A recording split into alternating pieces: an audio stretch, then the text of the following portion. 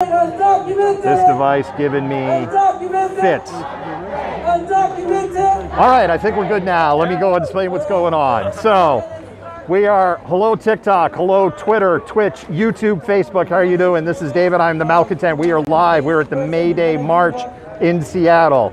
We're going to be talking about the significance of May Day, the historical significance, why May Day is not celebrated in the United States, and why a U.S. president moved it to the first Monday in September, and the state of labor in the United States. So that's what we're going to be showing here. We're up by St. Mary's Church. We're in an area that's considered the CD, the Central District, and organizers are just getting ready to start the march. I'm going to be going ahead and flipping the cameras around so you can see what's behind me. We've seen a number of political candidates here, political figures here. Seattle Democrat Socialists are here. King County Health is here. I've got the Party for Socialist Liberation is right behind me. There's a wide range of organizations that are here that align to socialist principles, worker rights principles. There's also a number of union representatives that are here. If you see me going like this and you're like, why is he not looking at my camera? It's because, hi, right now I'm looking at TikTok, YouTube, Facebook, and Twitch. Hi, right now I'm watching you all on TikTok. So let me go ahead and flip those cameras around. TikTok, by the way, doesn't make that easy.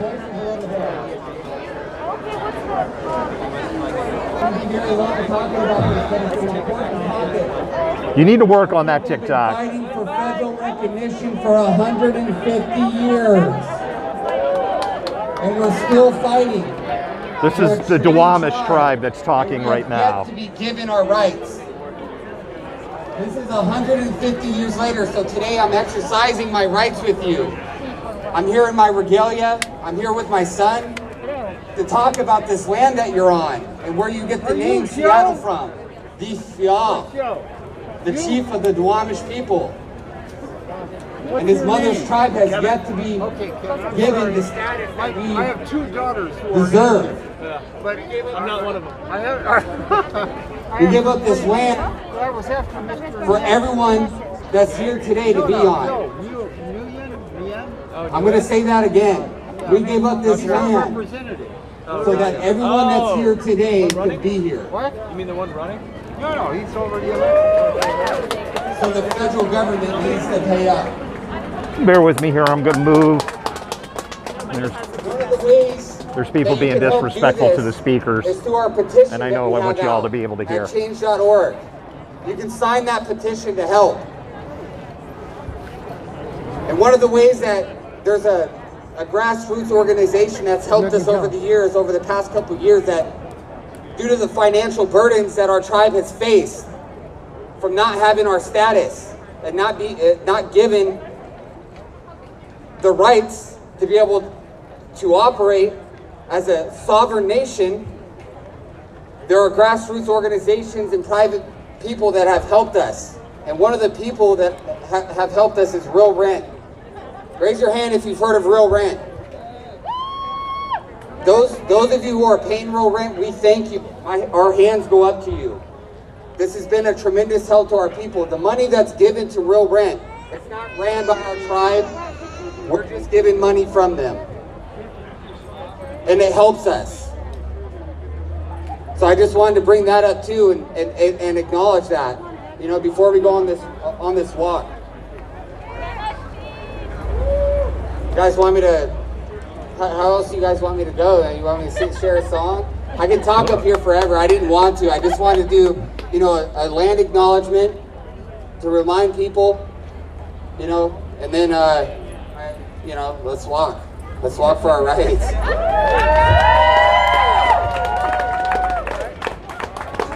If you can hear me, clap once. If you can hear me, clap twice.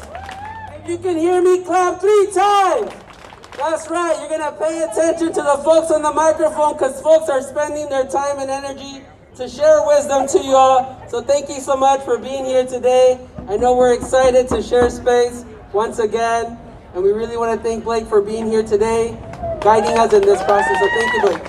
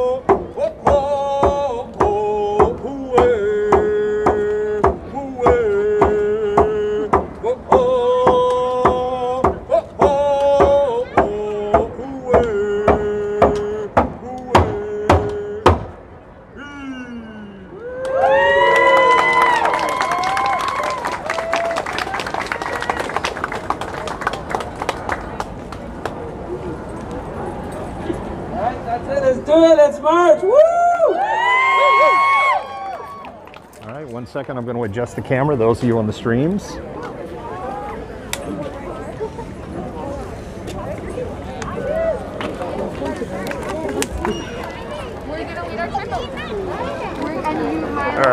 Bear with me 1 second here. All right, and away we go.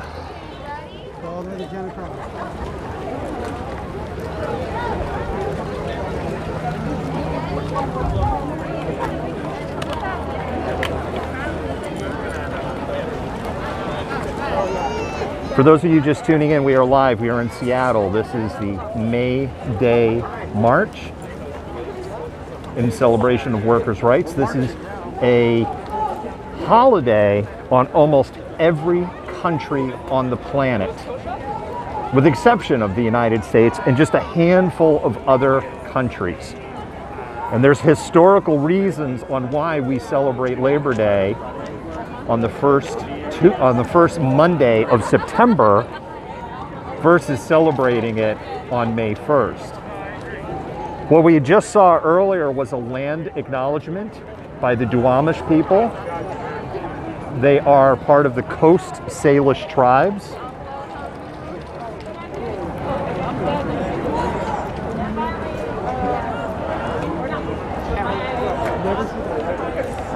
And land acknowledgements are very common here in Puget Sound to acknowledge the land that we're on and the multiple treaty violations that have happened for there to be people on the land. Typically, these parades are much larger. We are not under COVID restrictions per se. Outdoor events are allowed again. The Mariners are playing in their stadium. Sounders have been playing in their stadium. Spectators are there, yada, yada, yada. Some people are back to their office jobs.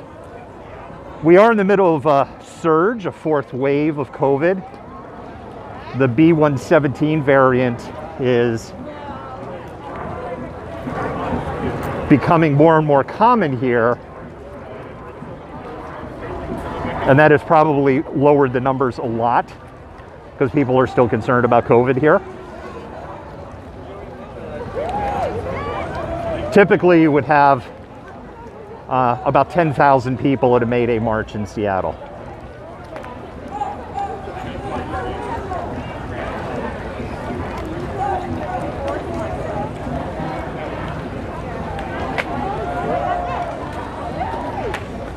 If you're just tuning in, we're live. We're in Seattle.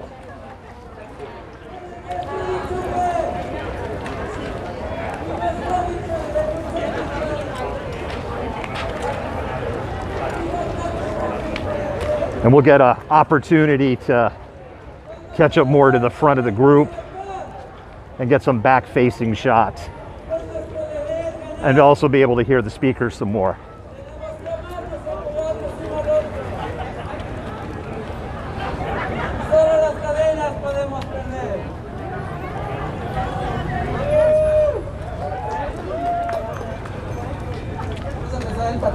Con música así de ambiente, un cumbiazón.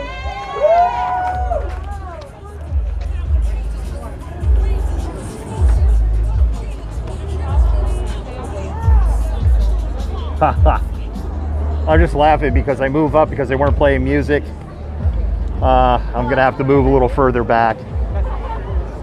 But what we'll do is we'll embed ourselves so you can kind of get a view of what it looks like with inside the march.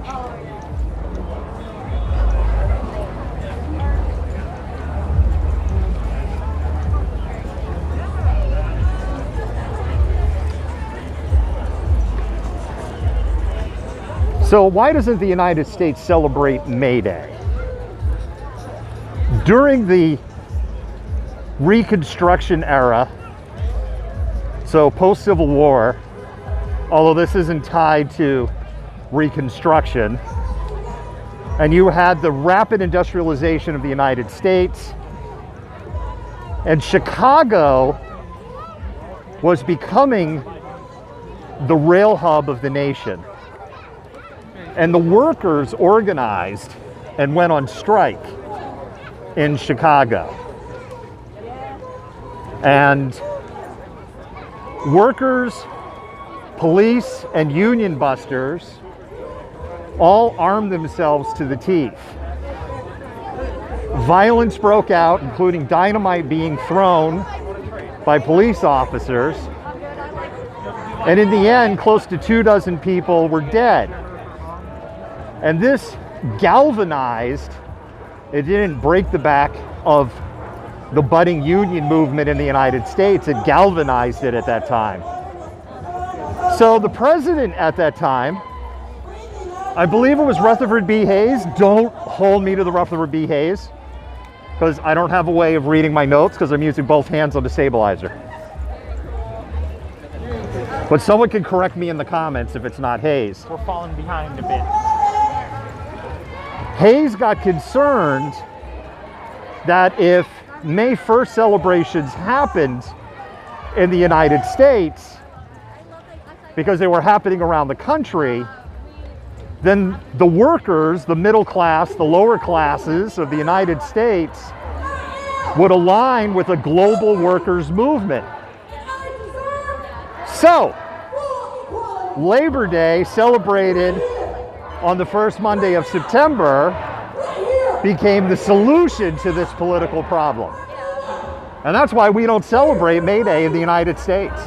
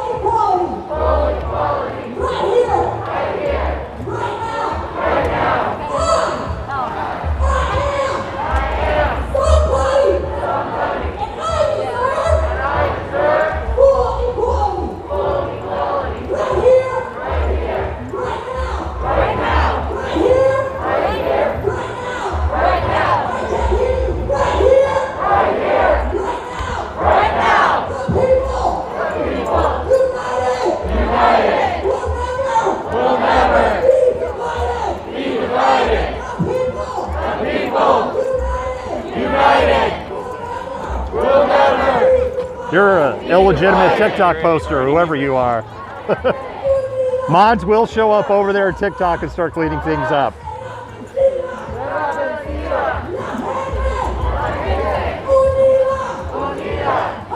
But we do appreciate the those kind of comments because it helps amplify the volume in the TikTok AI and gets more people watching. So thanks for pumping up the volume.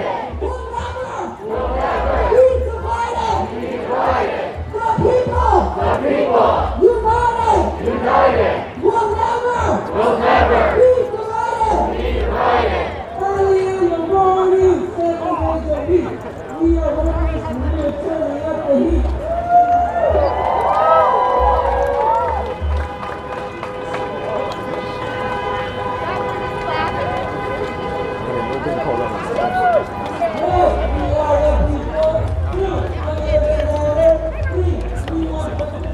By the way, over there on TikTok, if you think Joe Biden's an illegitimate president, you sent your $1,400 check back, right? You didn't take that illegitimate check, right? You sent that check back because if he's an illegitimate president, then you're part of theft, right? So you sent your money back, bro. I think the IRS should investigate you, right? Donald Trump is investigating you if you took that check. Donald Trump is pissed at you. I'm talking to TikTok if you're over there at YouTube, Facebook, Twitch, or Twitter. Immigrants are welcome here. Immigrants are welcome here. Immigrants are welcome here. Immigrants are welcome here. Immigrants are welcome here. Immigrants are welcome here. Immigrants are welcome here.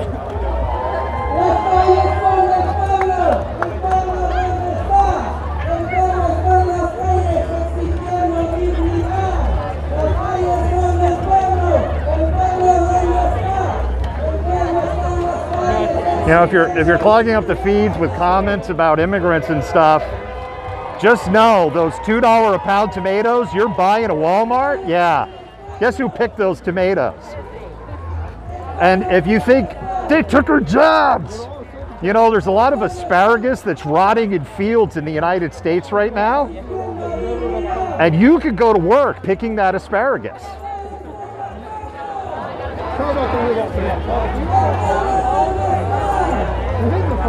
And you could help American farmers, no less.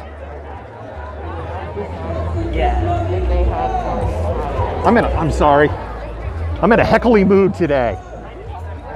People on Facebook, Twitter, Twitch, YouTube are going, wow, this is like old school malcontent. He's a ball of snark today. Uh-oh, puppers. We got puppers. We love puppers.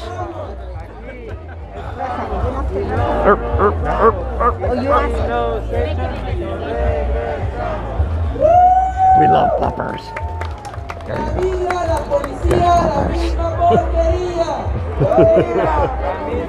Oh my God, it's so cute.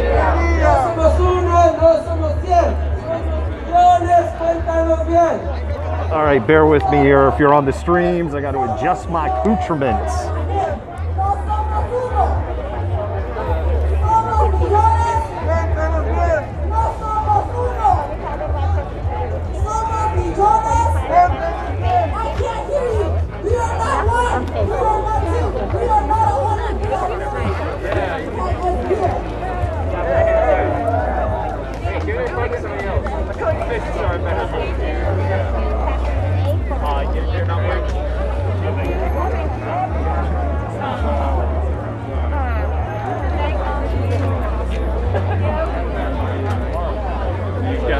Are you okay if we use that in our pub? We're left leaning. What are you from? Malcontent News. We're independent journalists. I saw you guys just taking your picture. I snapped a picture. I don't know if we'll end up using an editorial or not, but I just want to make sure y'all are okay if we do. I'm comfortable with it. Okay, appreciate it. So if you're not familiar with the streams, sometimes I have to do a little pause to do what I like to call the real job.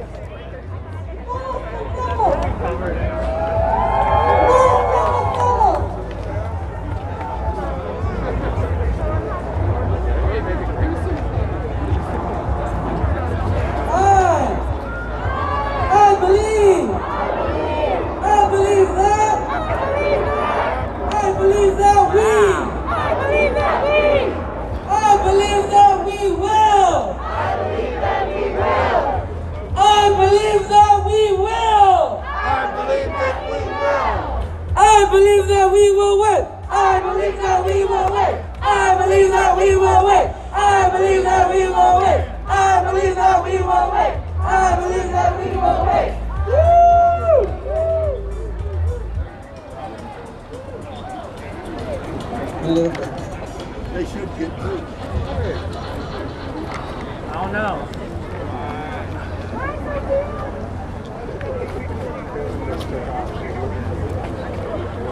Sometimes they pause because we're waiting on the car brigade. So that's why sometimes you have marches pause in Seattle. Car brigades in Seattle. Also, just to clarify, this is a car brigade, not the car brigade.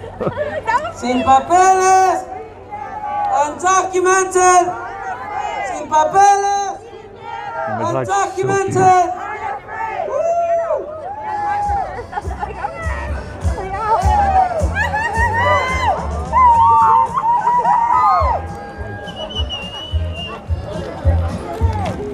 Who are you with? Malcontent News. Oh, cool.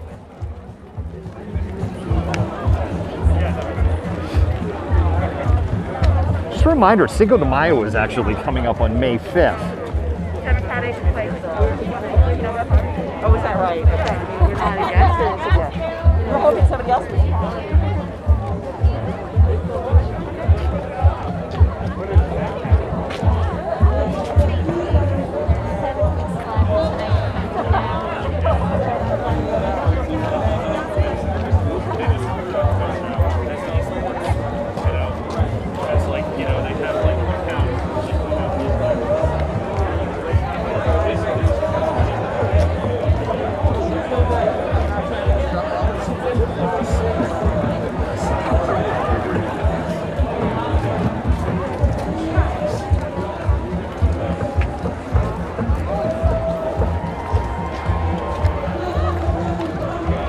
Thank you all for being here. National Lawyers Guild is here with observers. We're not anticipating, when I say we, I mean we, Malcontent News. We're not anticipating any issues with Seattle Police or Port Police or King County, but it is good to see the National Lawyers Guild is here. NLG Green Hat observers are here to document police activity and also to document any arrests that may happen. They are lawyers, as in like honest to goodness lawyers. And they're a great organization. And they are present at many, along with the ACLU, who provides legal observers. But here in Seattle, it's National Lawyer Guild. Occasionally we see Blue Vest ACLU here.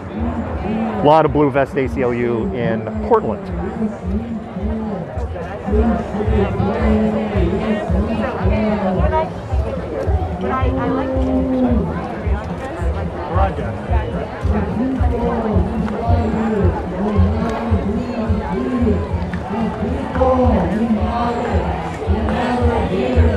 Puppers!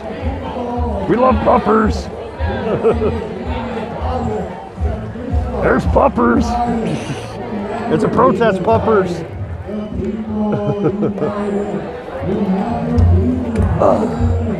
Hello, puppers!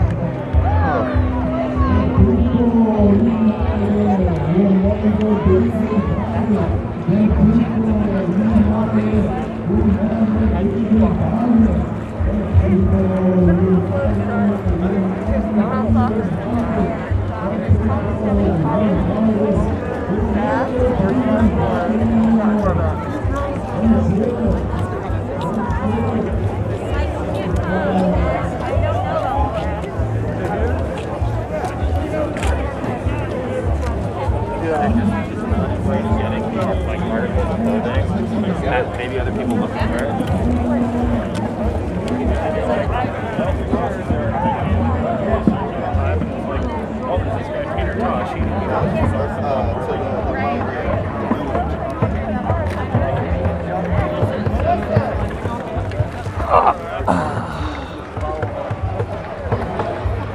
That's her. I've never seen her in person.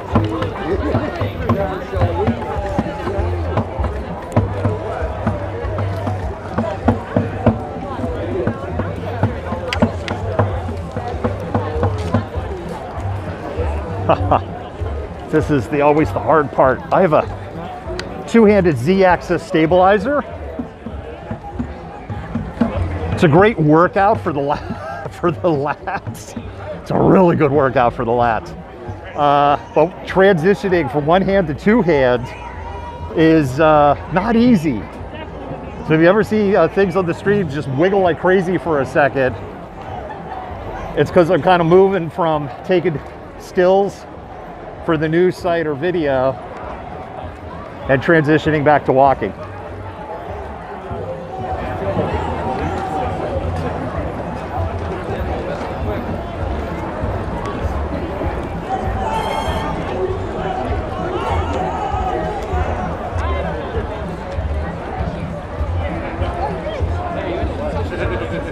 For those of you just tuning in, we're live. We're in Seattle. This is the May Day March.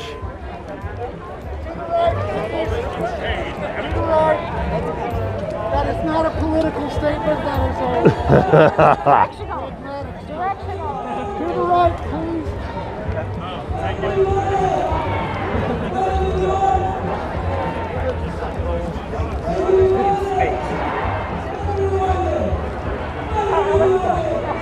I'll talk to you later.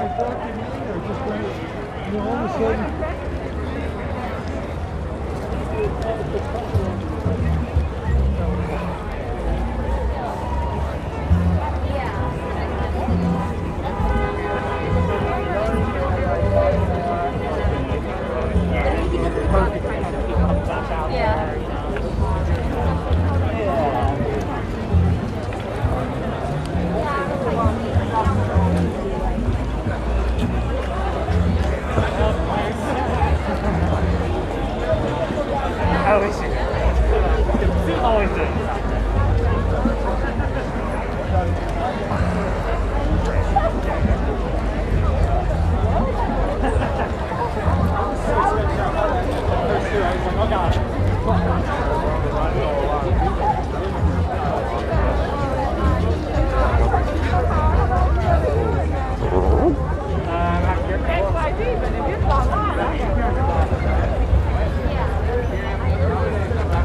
we're gonna take this side of the screen.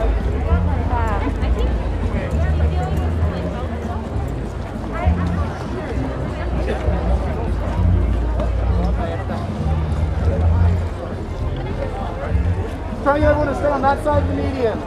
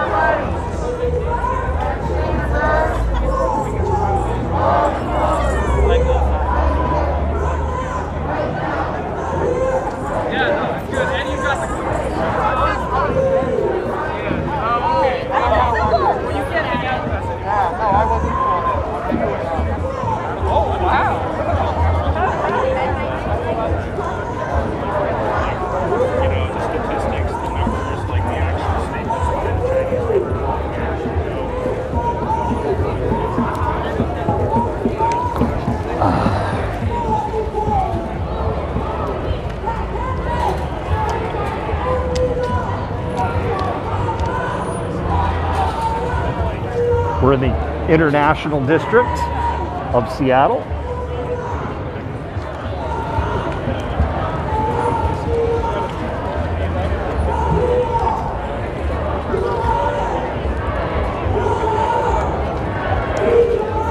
Nice rig.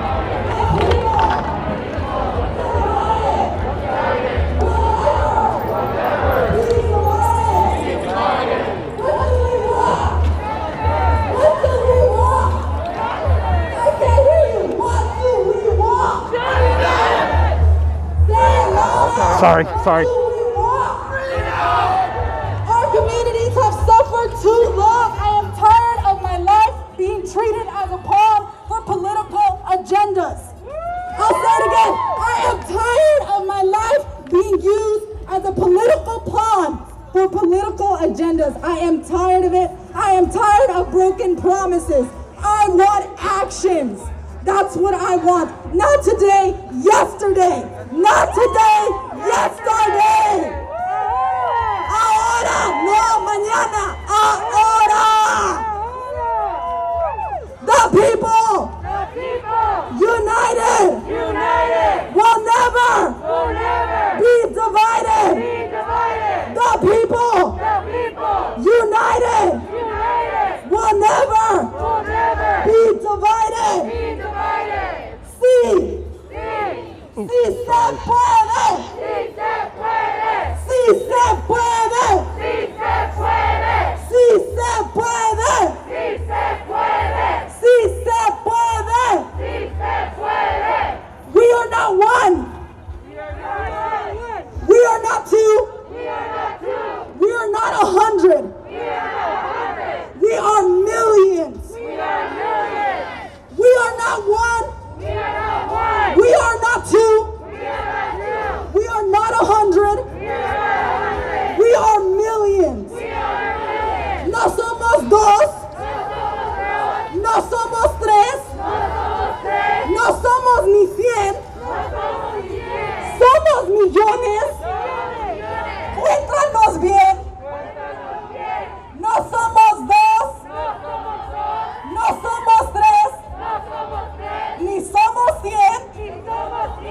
Somos millones. Cuéntanos bien. ¡Woo!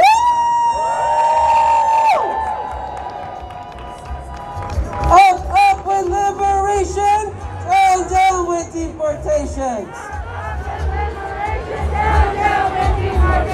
Up with liberation, down with deportations. Up with liberation, The cars are actually going to start coming on this lane, and you're in the lane. Up with liberation, down with deportations. Up with liberation, down with deportations. Woo!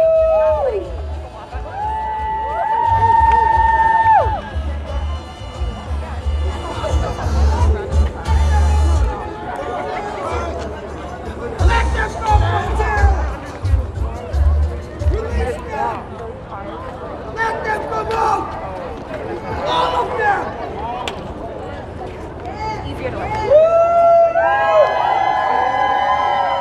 Everywhere we go, people want to know who we are. So we tell them, we are the immigrants. The mighty, mighty immigrants. Fighting for justice. And our families. If you're just tuning in, we are live. We are in Seattle. We are at the May Day March in support of workers' rights and immigrant rights. This is in Seattle. We are currently in what's called the ID, the International District,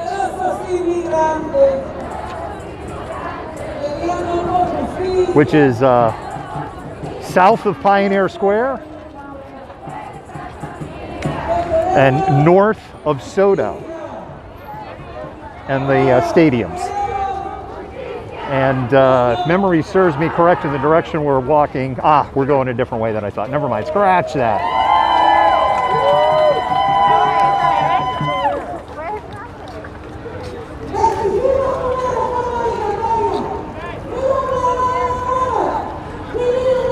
This particular area, the International District, has been hit particularly hard by bias and racism through COVID. And when people say things like the country that starts with C virus, it created fear and division.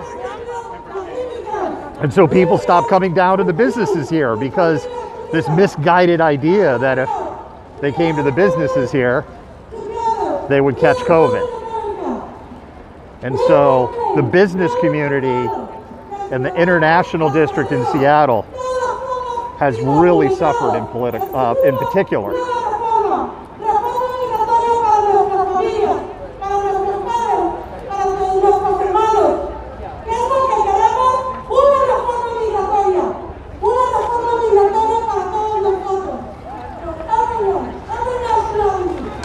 This is a good shot. I need this. I need this shot of my life.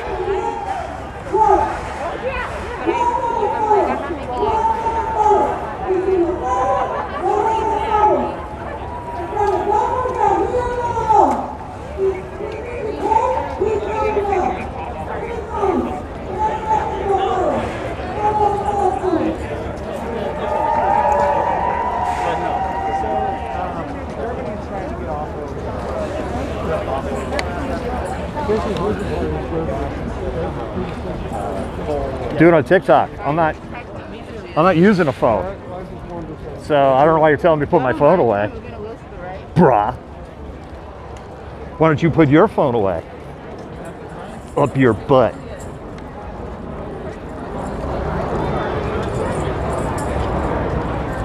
Then when you open your mouth, you can hear the phone ring. It'd be more interesting what comes out of it on a daily.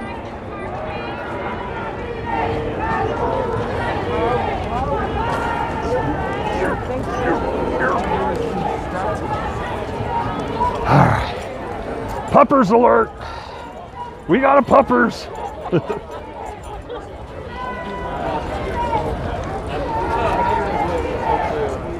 Let's get up front here and we'll give you a shot of the puppers. You don't want that. Hello there. He's got it big.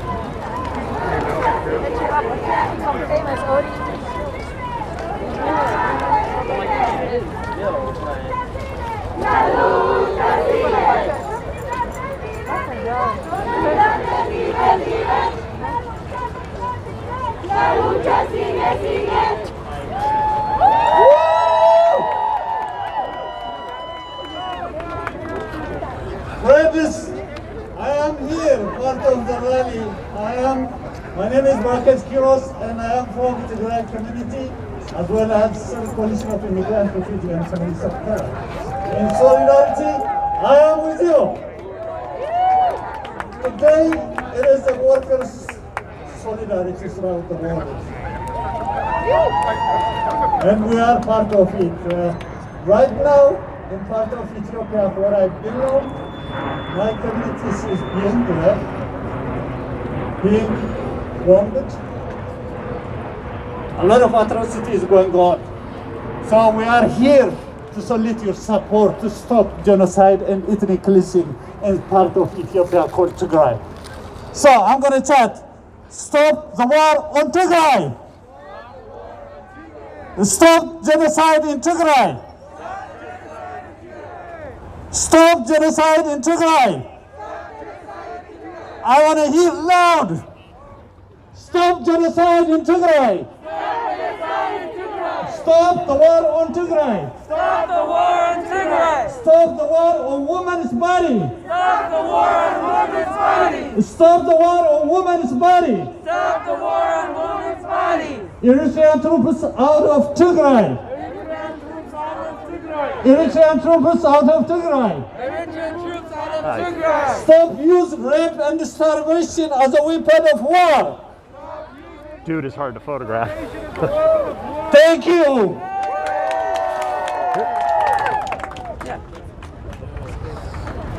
Ok, vamos a tener otras poderosas mujeres que nos van a dirigir en cantos. Por favor, únanse a los cantos que estas jóvenes nos van a compartir. Hola, soy Adriana Hernández y somos de parte de One America. Por favor, únanse a nosotros en esta porra. Hola, yo soy Emily Zurita, vengo de Vancouver, Washington, y aquí estoy para marchar con ustedes. Just repeat after. Get up, arriba, citizenship is our right. Stand up, levántate, carry on the fight. Get up, arriba, citizenship is our right. Stand up, levántate, carry on the fight. Get up, arriba, citizenship is our right. Stand up, levántate, carry on the fight. Get up, arriba, citizenship is our right. Stand up, levántate, carry on the fight. Get up, arriba, citizenship is our right. Stand up, levántate, carry on the fight. Get up, arriba, citizenship is our right. Stand up, levántate, carry on the fight. Get up, arriba, citizenship is our right. Stand up, levántate, carry on the fight. Get up, arriba, citizenship is our right. Stand up, levántate, carry on the fight. Get up, arriba, citizenship is our right. Stand up, levántate, carry on the fight. Get up, arriba, citizenship is our right. Stand up, levántate, carry on the fight. Get up, arriba, citizenship is our right. Stand up, levántate, carry on the fight. ¡Sí se puede!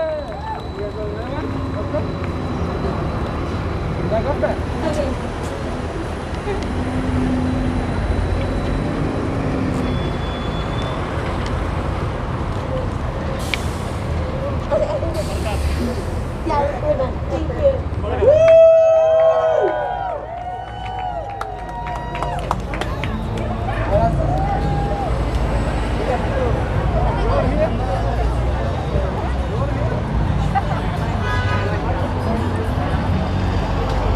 For those of you just tuning in, we are live. We're in Seattle. This is a May Day march in support of workers and immigrant rights.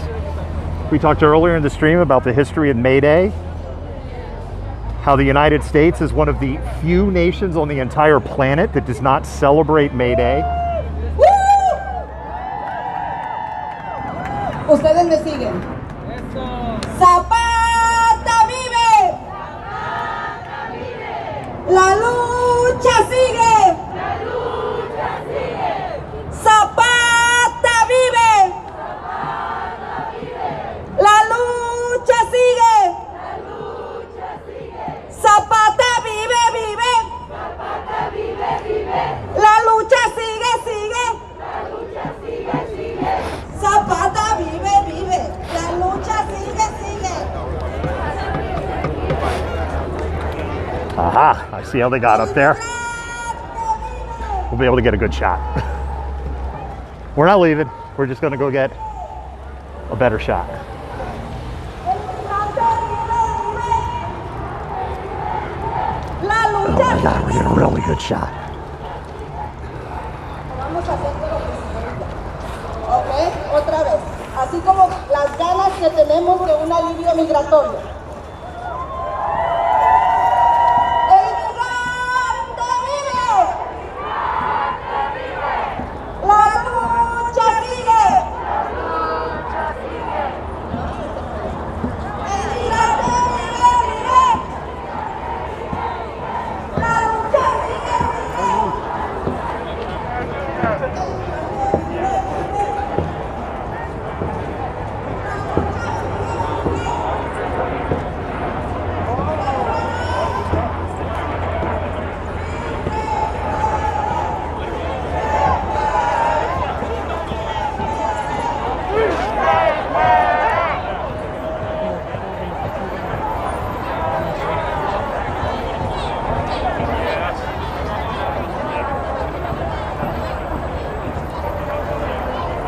All right.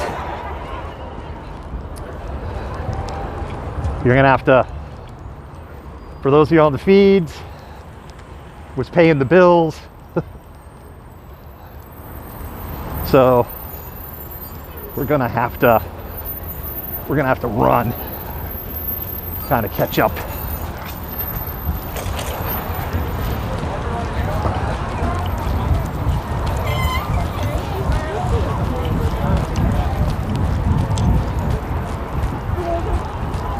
All right. Thank you for your patience.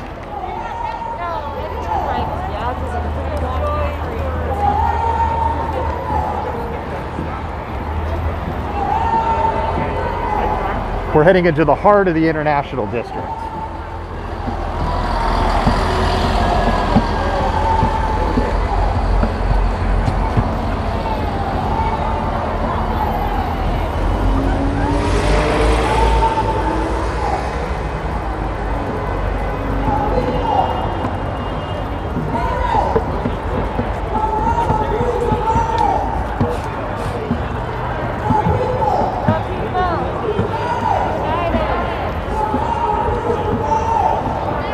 First step, speak English. My wife speaks 3 languages. How many languages you speak? My wife knows 3 different alphabets. She knows Hebrew, she knows Russian, and she knows English. She is a writer in 2 of those languages.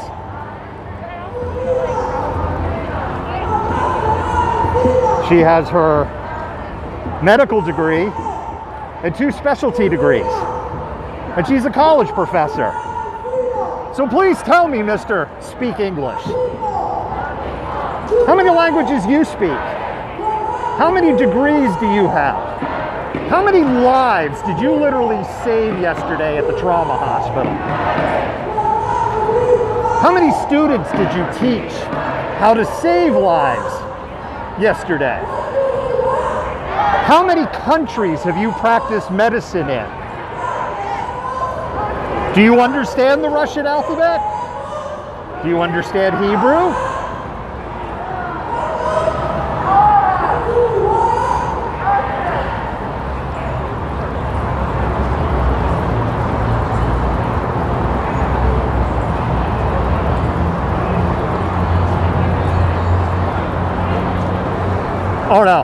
That's not one person. Because we hang out with a bunch of you'd be stunned at how many doctors in the United States are from Russia who trained in Israel and they came here. Your mind would melt if you knew how many. And how many speak 3, 4, 5, 6 languages. We have a friend in our circle, English, Hebrew, Russian, and Hungarian. I'm like, holy crap. 2 of those are some of the hardest languages, like Hungarian is one of the hardest languages on the planet.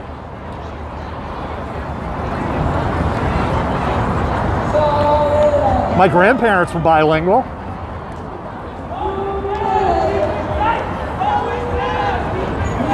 My daughter's trilingual.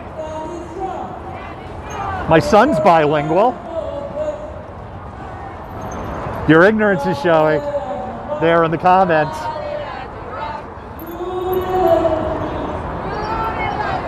We are here, standing strong, in our rightful place, in our rightful place.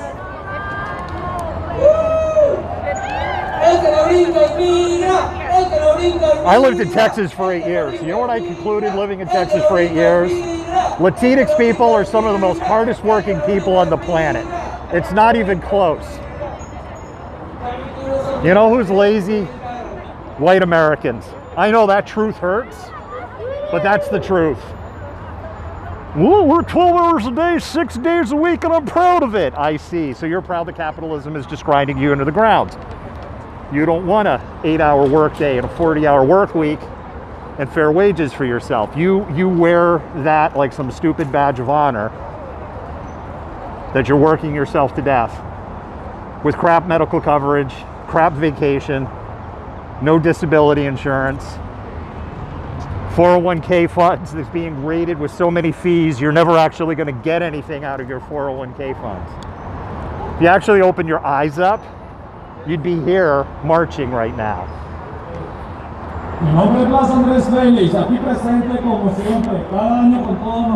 But you've let the billionaires convince you, who by the way benefit from unbelievable amounts of corporate welfare if you actually researched it.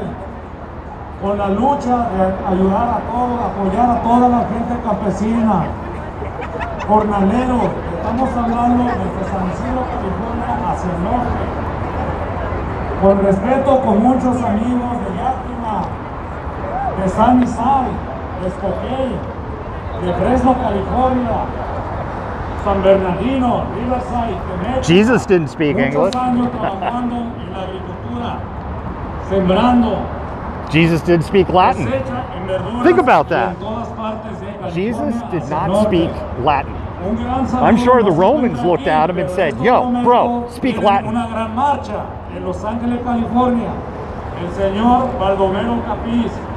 I'm sorry, just so your comment. We are live. We are in Seattle. This is a May Day parade. It is in support of immigrant rights and workers' rights. May Day is celebrated, Skyla, in almost every country in the world. Only a handful of countries don't celebrate it, the United States being one of them. There are political reasons from the 1870s on why that is, on why we celebrate Labor Day on the first Monday of September, and we do not celebrate May 1st.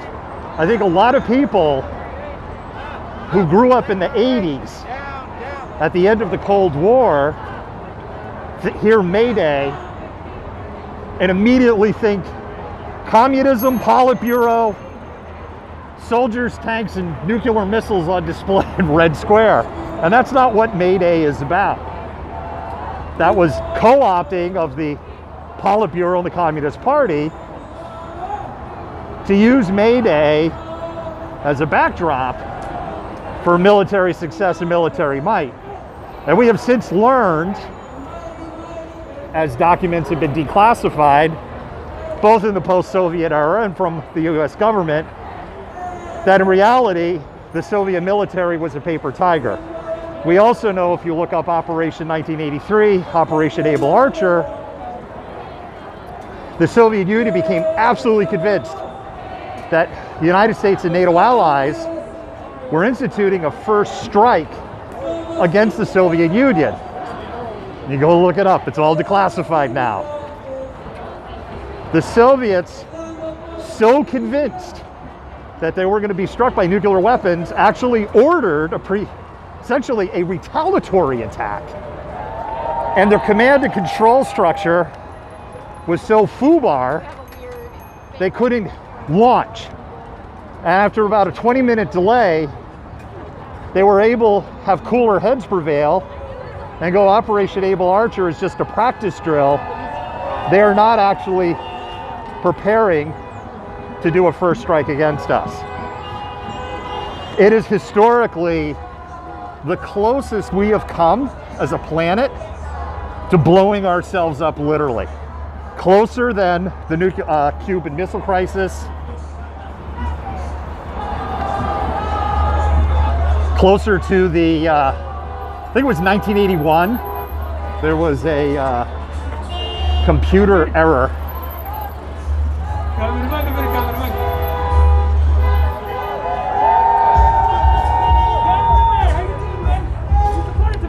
What's up? Awesome today.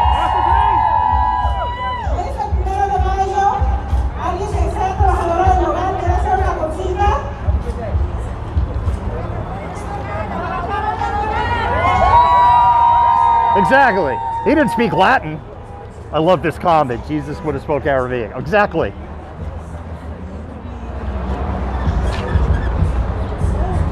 He wouldn't have spoke Latin. Did you see the Roman soldiers? Dude, Jesus, you got to be speaking Latin.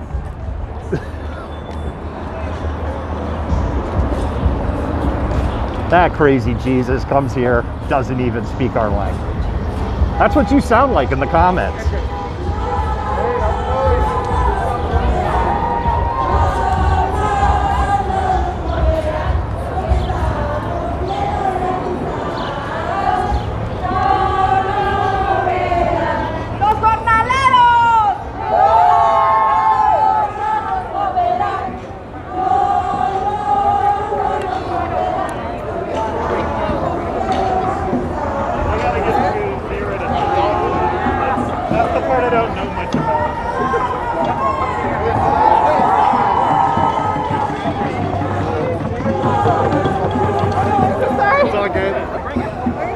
Because I was just started live streaming like, hey, everyone, good seeing you. Busy?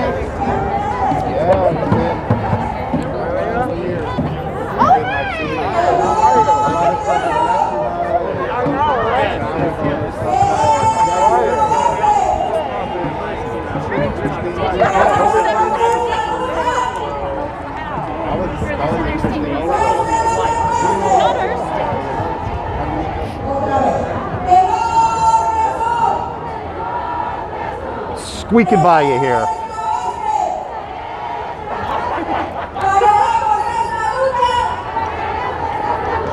I'd like to welcome everybody on all of our channels. We are broadcasting live right now on TikTok, Twitter, Twitch, Facebook, and YouTube. We're also reporting for Malcontent News. You can visit Malcontent News at malcontentnews.com. The link to Malcontent News is in the bio of all of our social channels.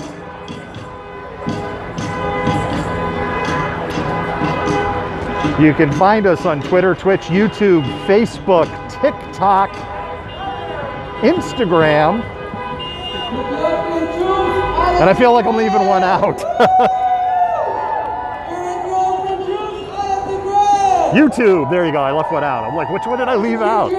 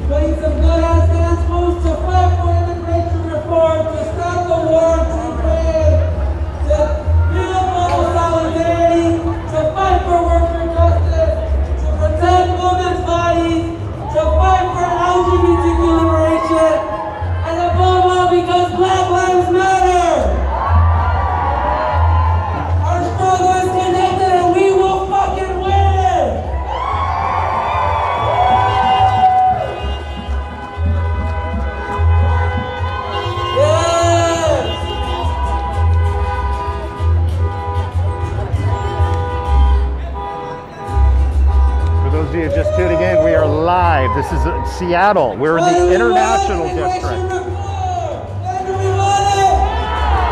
What do we want? When do we want it?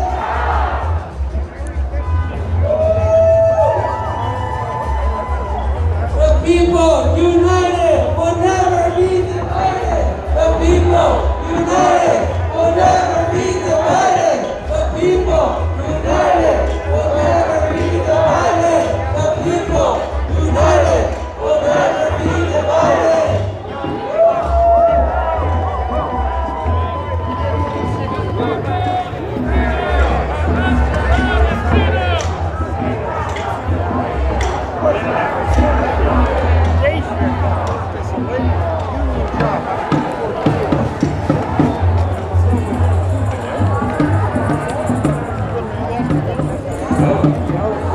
Honestly, it's a good job.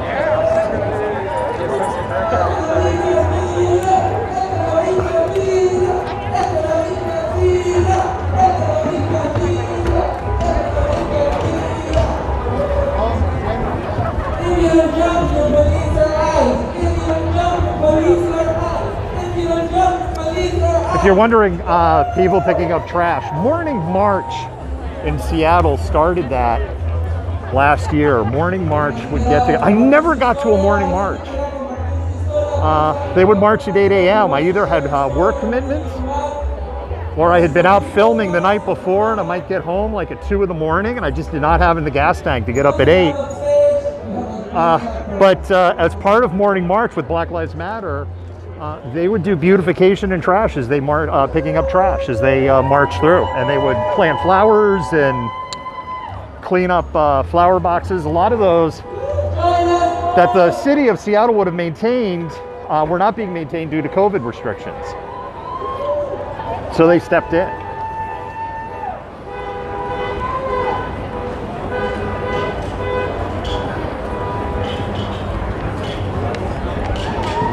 Again, if you're just tuning in, we're live. We are in Seattle. We're going to take over this intersection. So we're going to be right in the middle. Right over here. We are live. We are in Seattle. This is the May Day parade, protest and rally. This is in support of immigrant rights and in support of workers' rights. When do we want it? ¿Qué queremos? ¿Cuándo la queremos? Sin papeles. Undocumented. Undocumented. I'm just seeing your question on TikTok. Washington is a right-to-work state. We're going to make a quick stop. And Washington is a right-to-work state. A lot of worker laws in Washington is influenced by the tech community, Microsoft and Amazon in particular, and Boeing. And so in companies that have a strong union presence, like a Boeing, the answer to the question is yes, they're pretty fair to workers, but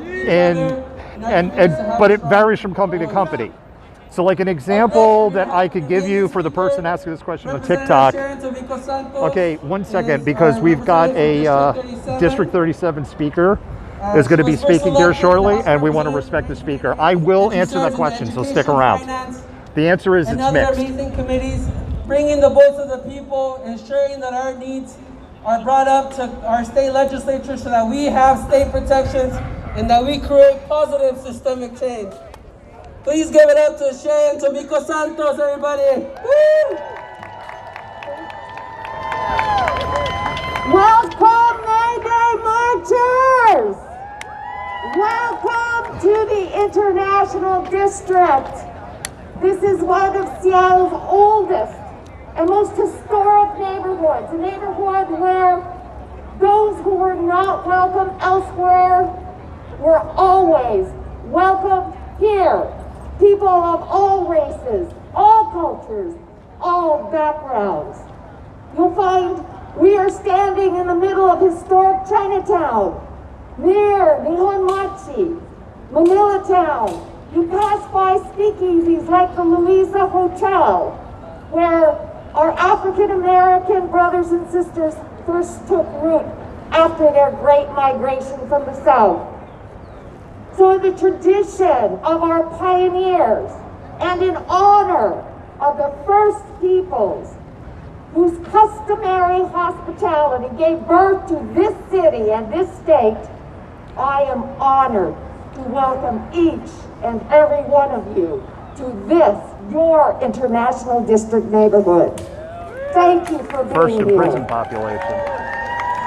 I especially want to thank all of the organizers of this event for inviting me to share with you the role of Asian Pacific America in building this nation and reminding us that the struggles of today are not new, but rather have been experienced by every racial and ethnic group since the discovery of America. Our struggles are intertwined by racial animus and by perceptions of economic competition. Whether we are talking about birthright citizenship and the freedom to cross international borders, whether we are talking about poll taxes instituted by the state of Washington against the Chinese and our voting rights, whether we are talking about community-sanctioned violence and police brutality against the Chinese in Seattle and Tacoma, against the Japanese through incarceration, the murder of Vincent Chin in Detroit, we know that violence, you want to ever hook up audio to racial the board? animus We have a press is box. our real enemy. I don't have I Audio. don't have the cable. What is Actually, I different do. I just today don't have the cable is with me that because no one's ever labor and offered. people of I'll color know to bring a cable with me stand next time. united XLR. in our It's X. camaraderie All right. and XLR 1/4 or we, the okay. people, Usually are what we stronger plug press into when together. people are okay with us But we plugging the must press in. remember Yeah. our We have a history mult box. in order to Okay. And they understand usually that have we like a share little more in recording common device that just, it's than the XLR, they differences just that plug right in and it separate us. records Yeah. everything. Yeah. I just don't have an XLR cable with me because We got XLR. well, we're rolling right know, now. but So next time. next time. Thank you so much.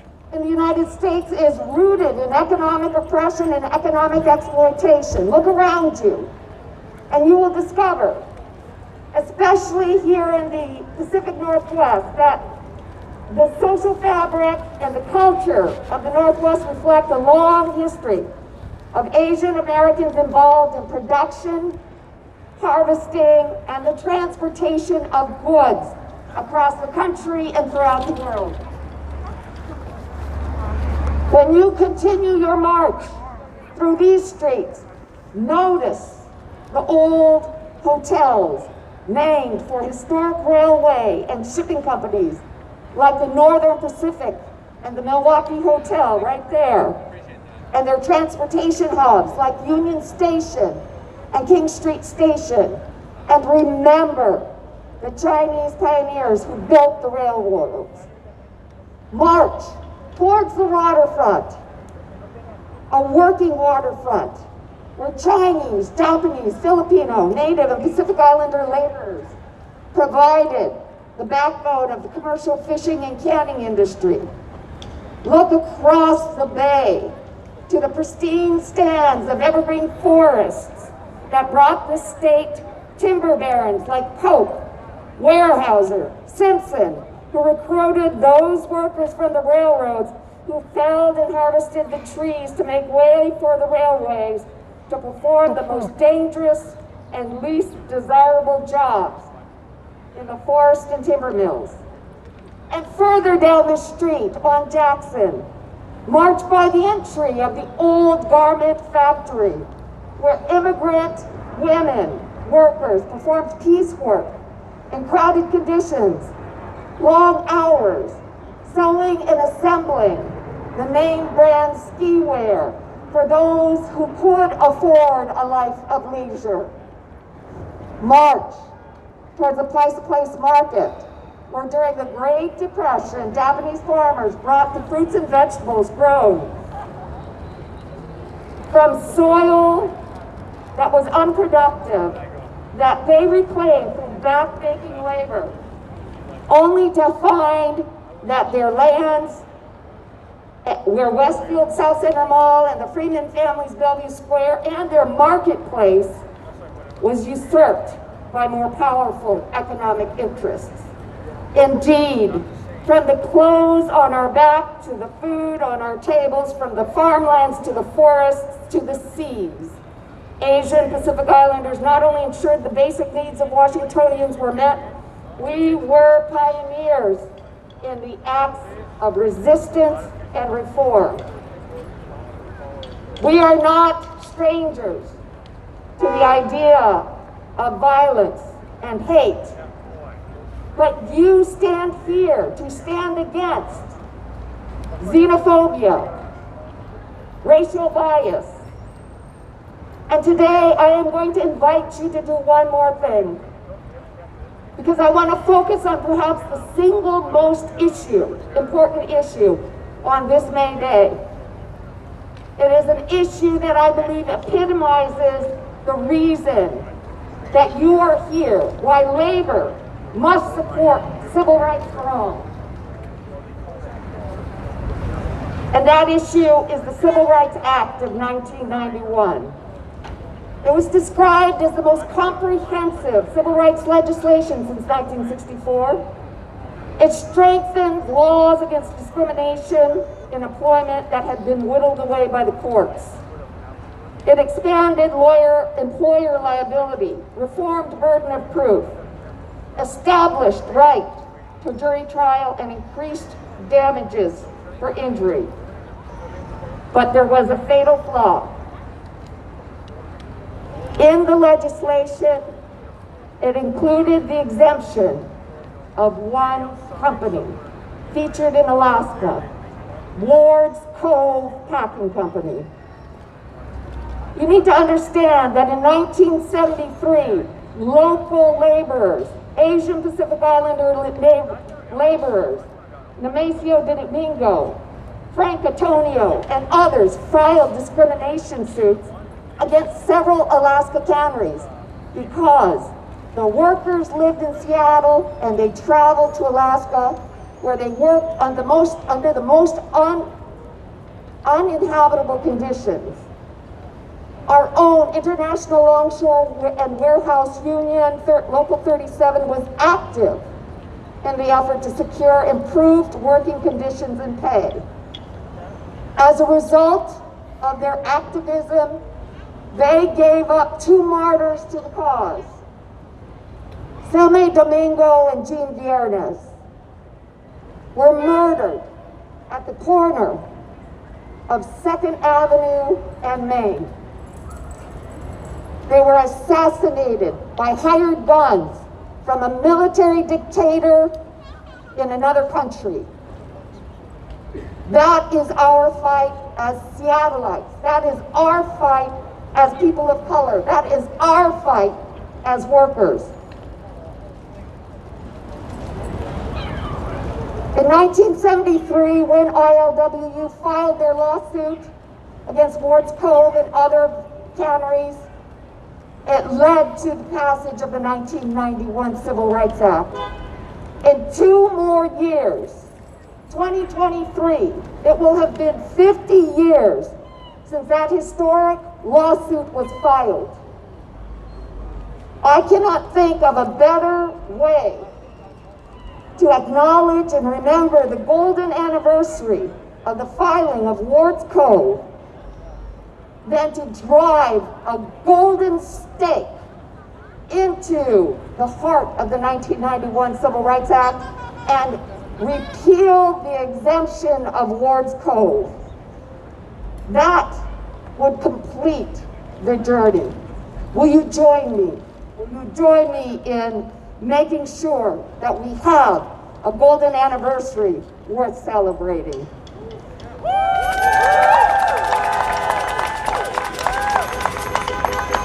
I will end by offering this thought that I hope you will all take to heart.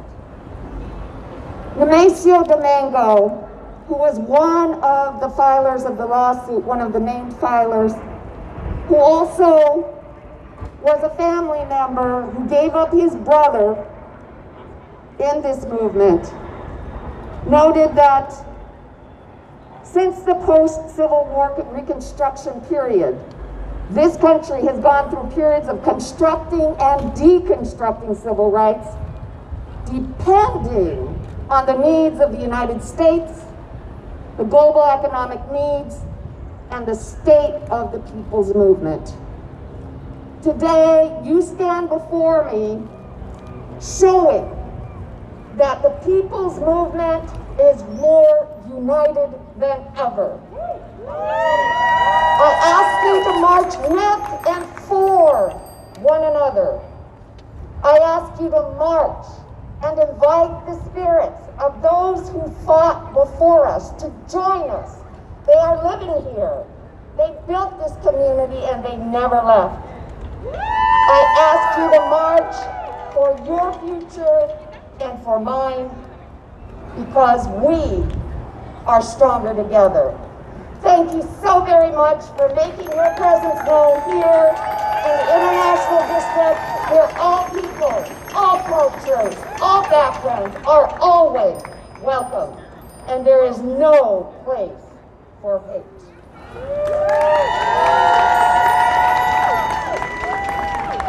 That's right, no fucking place for hate. We're gonna shut down white supremacy and we're gonna win for our gente.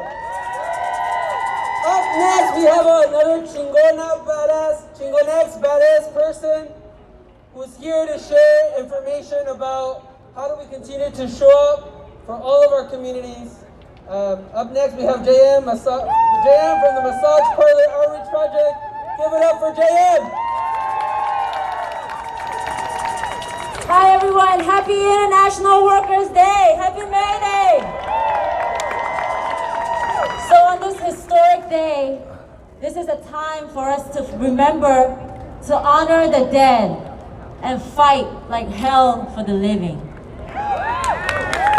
And in this pandemic era, the tragedy is there's a lot of dead amongst us. And today, as we celebrate workers' resilience globally, I want to remember our families, our loved ones who are behind the walls, who are incarcerated in the Department of Corrections, in ICE custody, our families who are in India, in Brazil, who are dying because the ruling class has decided that their lives are not worth keeping. And all this talk about the vaccine apartheid, let's not forget that's a form of class warfare. That's them telling the international working class, we need you to work, but we don't need you to live when you're disposable. So everyone, let's please remember this fight as we get vaccinated here, all across Seattle, all across Washington. Let's remember we have to fight this vaccine apartheid, this double standard of whose life is worth living all around the world. And I know a lot of our families are there, all around the world. So I will introduce myself. My name is JM. I'm part of the Massage Parlor Outreach Project. We do work with massage parlor workers in Chinatown International District. I'm also the child of a massage parlor worker, not in the US. I'm the descendant of coolies. My grandparents were kicked out of China to go work as coolies in Southeast Asia. And I'm here drawing from the rich communist and anarchist tradition of the Chinese diaspora. And I think this is so important to say in Chinatown, in the US today, because what they call anti-Asian hate, as this moment of Asian hate, is actually a long legacy of anti-labor, anti-immigrant, anti-communist Cold War politics globally. And so many times here in the belly of the beast, we cannot talk about being communist. We cannot talk about being radicals.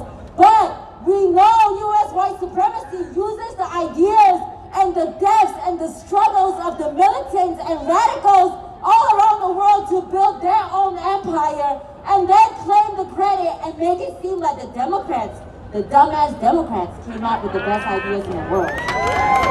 Can you even believe that?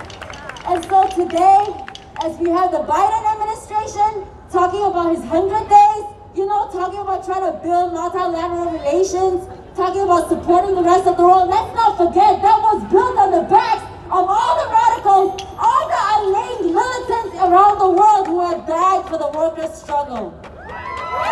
People like to talk about the Chinese that was over, whatever, that was 100 years ago, blah, blah, blah. That was an anti-immigrant policy. I'm here also to call out the labor movement in this country for being historically white supremacists, for seeing immigrant workers as scabs, for never wanting to organize us, thinking that we are lower, thinking we are dirty, thinking that we are only here to steal white people's jobs. When the reality is that it's upon our ancestors' blood and hard work that this country continues to function. So the Chinese Exclusion Act, for better or worse, was also a labor policy, a white supremacist labor policy. And I know there's a lot of people in here who are workers. There's a lot of anti-racist worker organizers, labor organizers here. And we need to lift each other up and not let the old school white aristocracy of labor speak for all of us. And when we talk about the working class, we're fighting for the working class, not just for individual workers in small sectors. We're talking about the working class who have been disposed, who are thrown into prisons because somehow they're seen as surplus and disposable. And I want to talk about Detroit. Michigan, Detroit. Back in the 60s, Detroit was one of the most militant places in the US. The black auto workers fought for black liberation. And what did Capitol do? Capitol left Detroit. Capitol deindustrialized, shipped the factories all around the world, and sent black folks into the prisons. So when we talk about the prison industrial complex, let's also think of it as a labor policy by the US ruling class. Sorry, I'm going on, but you know, it's important to talk about the radical history of Chinatown because there's always been many Chinatowns. Historically, there's always been many Chinatowns. And in this moment when everyone wants to talk about anti-Asian hate, and we have some groups in Chinatown who are pushing for hate crime legislation, pushing for more cops, pushing for some photo op with some dumbass mayor out there. Let's remember, there's always been many Chinatowns, and just because we are grassroots, just because we aren't there in the fancy tables, don't mean we're not doing the work. Okay, and so the Chinatown that I'm part of, the legacy that I'm part of, is the communist, radical, anarchist traditions of Chinatown that have been whitewashed by official labor history, by official academia, by official Chinatown history. But we're out here, and we're making those relationships, and we're doing the work. I think it's important to tell this other story because I want our youth to remember that we have a history. I want our youth, our Asian youth, our Chinese youth here in the belly of the beast to know that our people have not always just fallen back and played the role of victims. Our people have built multiracially with the black working class, with Native folks, with Latinx folks around the world to fight for a different vision of this planet, where we can live, where we can breathe, where we can be safe. Our people have fought, and we need to fight for that legacy to be remembered and create that road and build that. So thank you everyone for letting me speak. I appreciate you all, and happy International Workers' Day. Thank you. Yes, clap for them. Worker solidarity globally, that's right. Okay, let's go. Continuamos con la marcha. Let's continue to march, mi gente. All right. Bear with me. All right. So those of you just tuning in, we are live. We are in Seattle. It's International Workers' Day, aka May Day. This is to celebrate. As we stand in solidarity today in this moment right here on this land that is stolen, as we recognize the fight that our people have done and continues to do, let's say this chant with all of our generation in mind.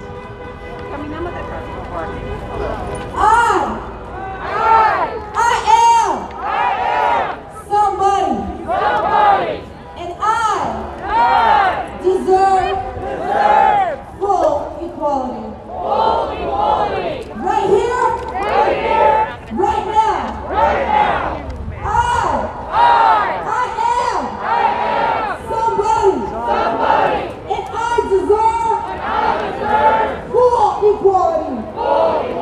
Okay, to the question about on TikTok, if you're still watching, on the question about Washington State and employment laws. Washington is probably best described as being in the middle of the pack. You know, by definition, if you're a right-to-work state, then you've already taken a big step backwards in how you treat labor and employees. Washington State has a very progressive minimum wage law, and contrary to what people will tell you about if minimum wage goes to $15 an hour, you'll be paying $12 for a Big Mac. Stop your fucking fear speech! Stop your fear mongering! Oh, here we go. We've got your white nationalists that always like to show up to these. Anyways, was saying,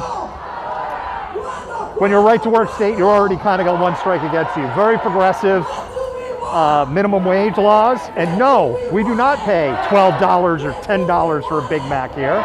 They're about $5. A value meal, like they do the value meal deal, instead of 2 for $5, it's 2 for $6.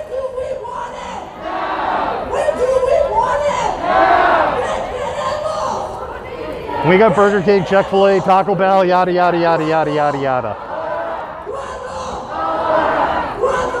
I stopped in 7-Eleven. 7-Eleven's doing happy hour right now, 2 slices of pizza for $1. And I realized that 7-Eleven pizza is barely pizza. I'm just pointing out the minimum wage hasn't killed any, being so high hasn't killed any of that. Seattle as a city is pretty progressive and treats workers fairly. There is family leave, there is minimum sick leave requirements. So in that respect, yes. On the other side of the coin, farm workers in the central part and the eastern part of the state are, by some companies, not all, but by some companies, are treated extremely poorly. What do we want?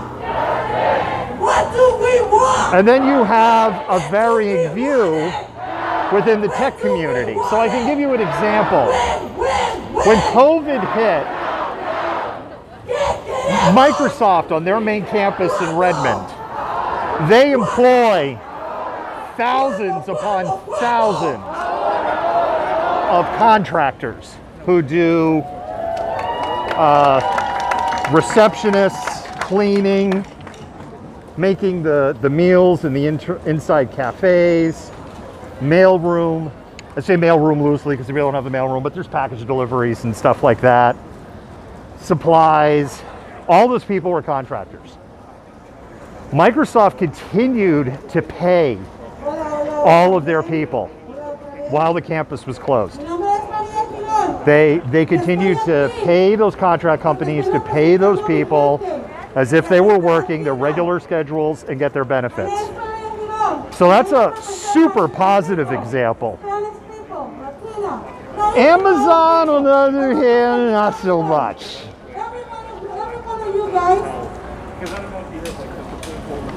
And you know, the environment working inside of Amazon and the corporate headquarters is well documented. And I actually worked there in their offices for a year. I worked supporting 2 different groups, and I will say, one group I worked with was amazing. It was like working in a small startup. I loved everybody in that group. Everyone loved each other in a professional way. It was an amazing group to work in. The other group that I supported, it was the New York Times story. It was horrible. It was just horrible. And it was that group that was like, I'm not putting up with this. Life is too short.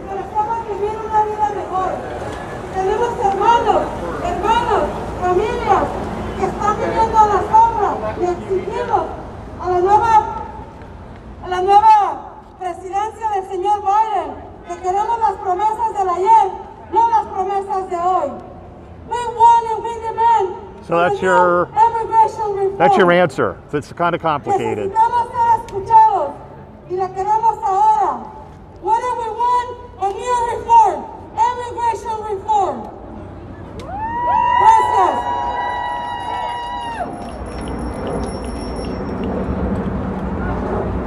If you're just tuning in, we are live. We are in Seattle. This is the International Workers' Day, May Day, March and Rally. There is a cross group of sections that are section of organizations representative here. There's unions, there's political organizations, and workers' rights organizations. I wouldn't be where I am today without my dad's With the music, DJ.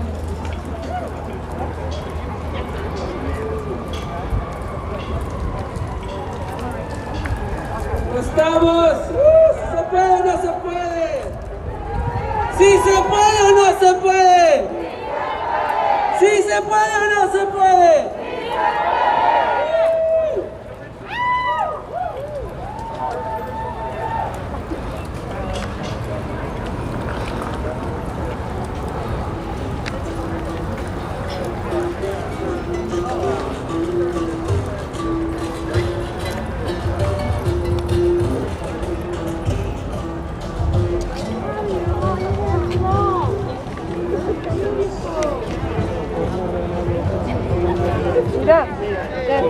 Oh no, you're fine, thank you.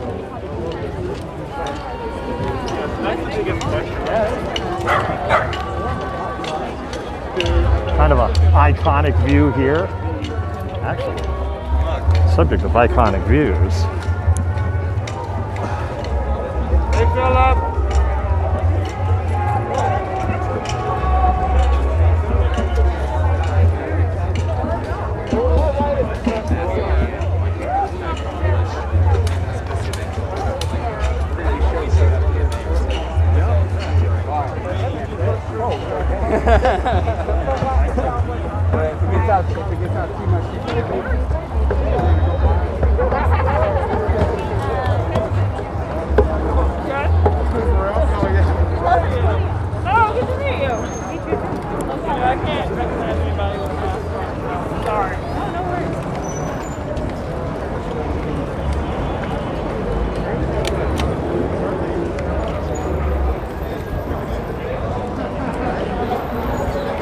All right, we're coming down to the International District train station, which connects the International, when I say connect, it's geographically, connects the ID with Soto and Pioneer Square.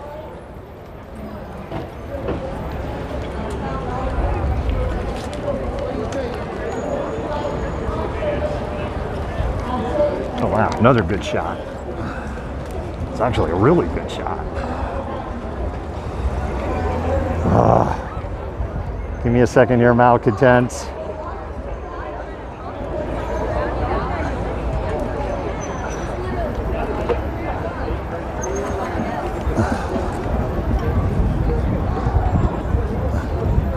There we go.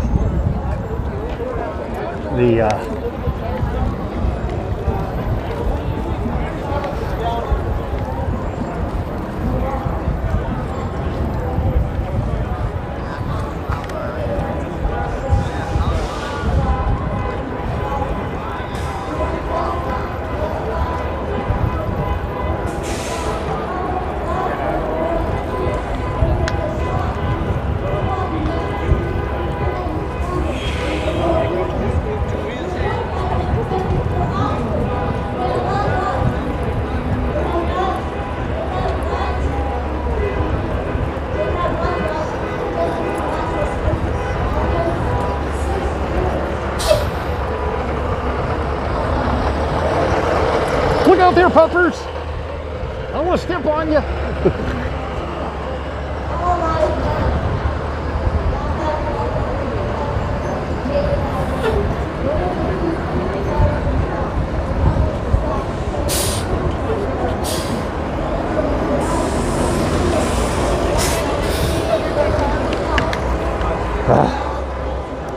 It's getting bright.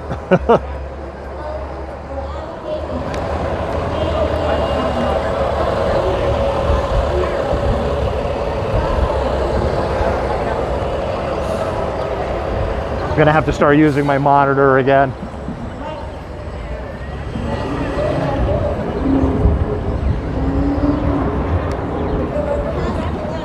So we're in Seattle, we're live. We're the International Workers' Day March. Those are the stadiums in Seattle. I just turned the camera there for a moment. It's where the Seahawks, Sounders, and Mariners play. Two different stadiums. And it offers justice for all. But if at every time you see a politician have a weapon, a knife, or a gun, rise up, not shot down. And if you see a Latino or black, they're shot immediately. So this country has to change. We all have to come together and fight this. It's all right. And if they take everybody, that's what we say.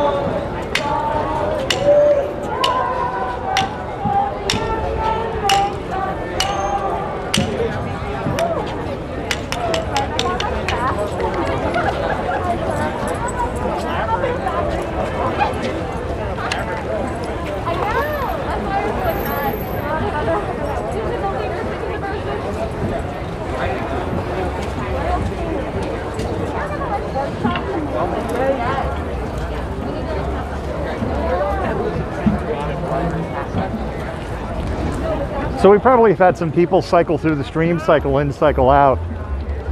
So why doesn't the United States celebrate International Workers' Day? Almost every other country on the planet today is a holiday. Everybody move right. Move right. Move right. There's a bus. Move right. Bus.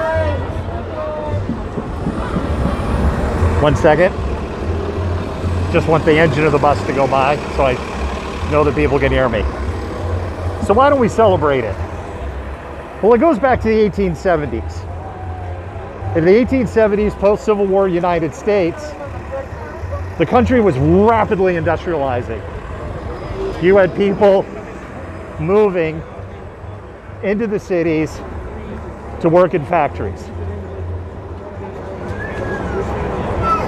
The Civil War created an industrialization boom and caused the building of railroads, particularly in the Mid-Atlantic and the Northeast states, out to hubs in Chicago and St. Louis.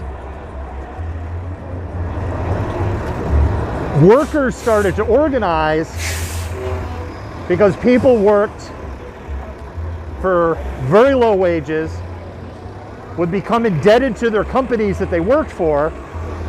The companies would provide everything. You lived in a company town, you bought from the company store, and you died with that company in debt.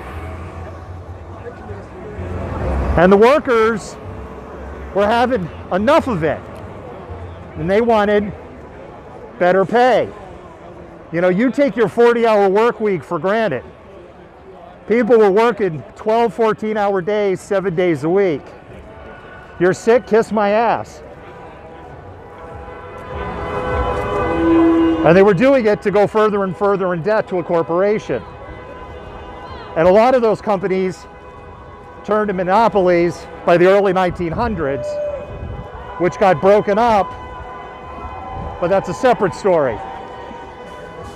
In Chicago, labor organized a massive march.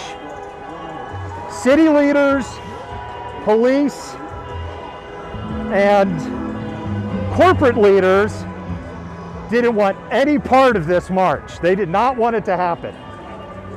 Both sides armed themselves. Shooting was involved.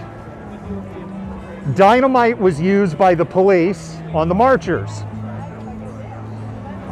I believe 14 to 21 people were killed. I'm two-handing the camera right now, so I don't have like my notes in front of me.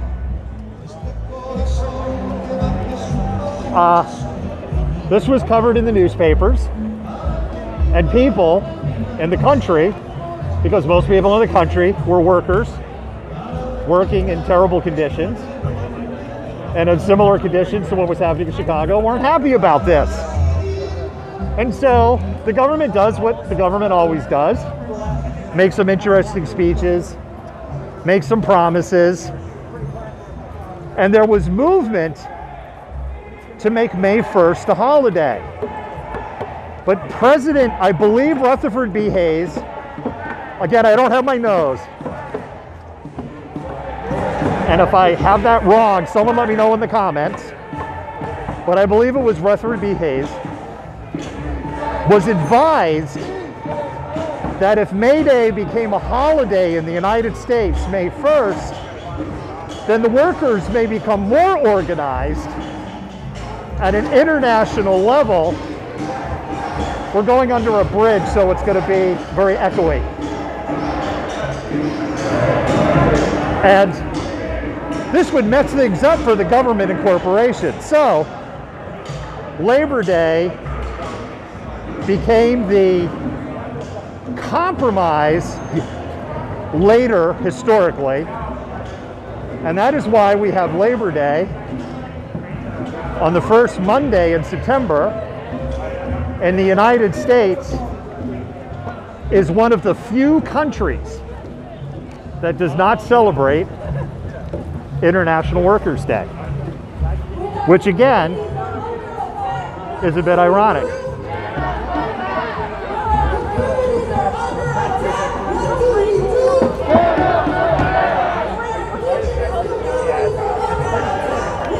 All right, we're now starting to head into downtown. I suspect we're going to finish up in Westlake.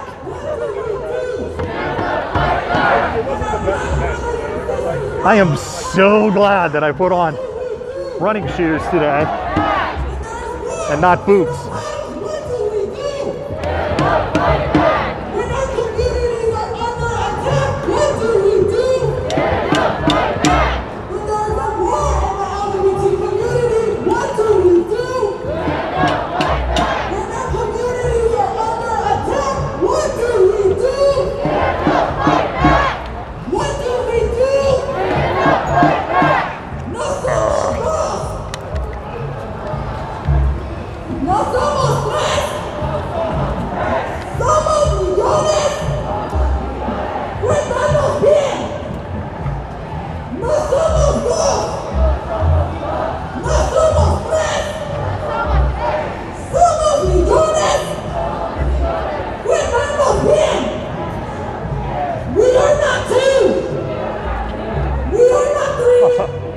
Seattle is hardly a woke city.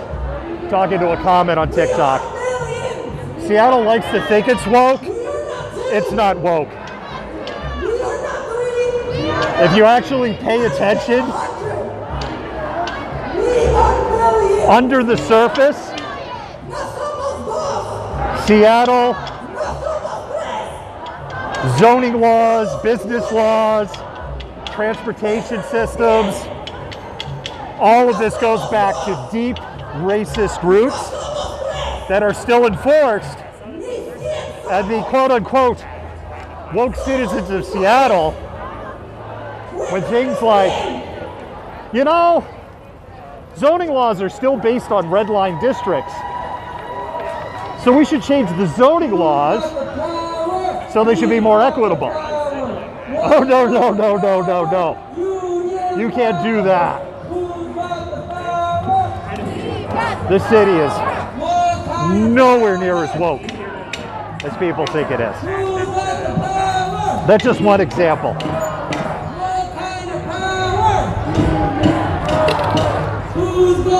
Seattle is wickedly low-key racist.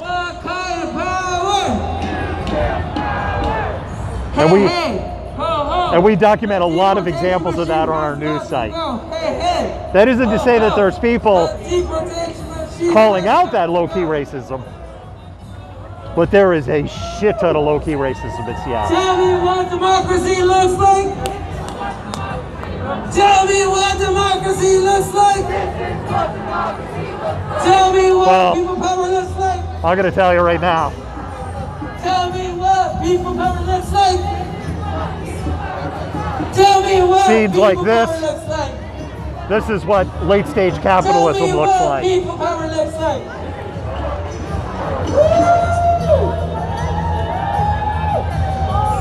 And I've been asked by some Proud Boys once on the live, you know, am I communist? Like, no, I'm not a communist. But damn, the system's broken. Escucha, escucha, estamos en la lucha.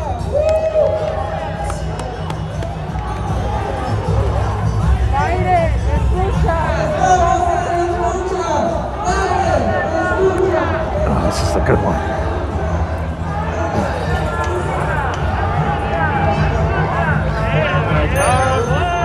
Too much. Yeah.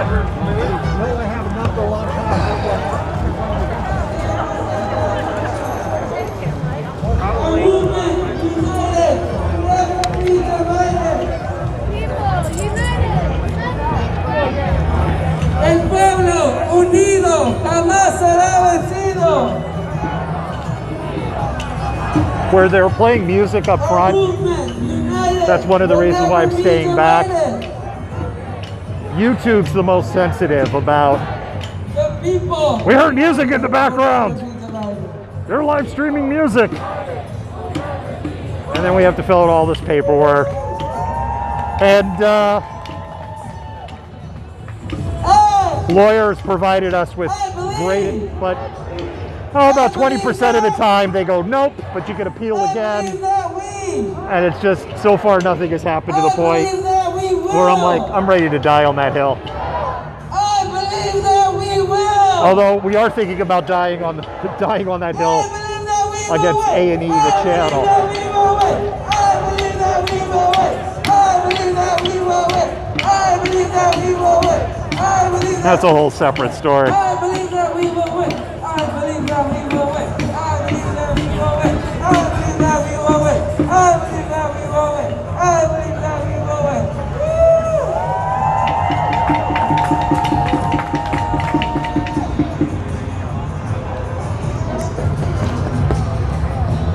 The people united. We're right outside Seattle City Hall. That is Seattle City Hall there, the building in the background. My name is Happy Mohammed, and I'm an organizer in our community. I came to the U.S. as a refugee, and I remember my mom working at CETA. Hey, this is the first time I've seen SPDA today. Bottle Club is here.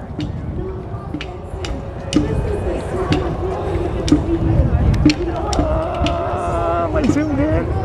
I'm not zoomed in.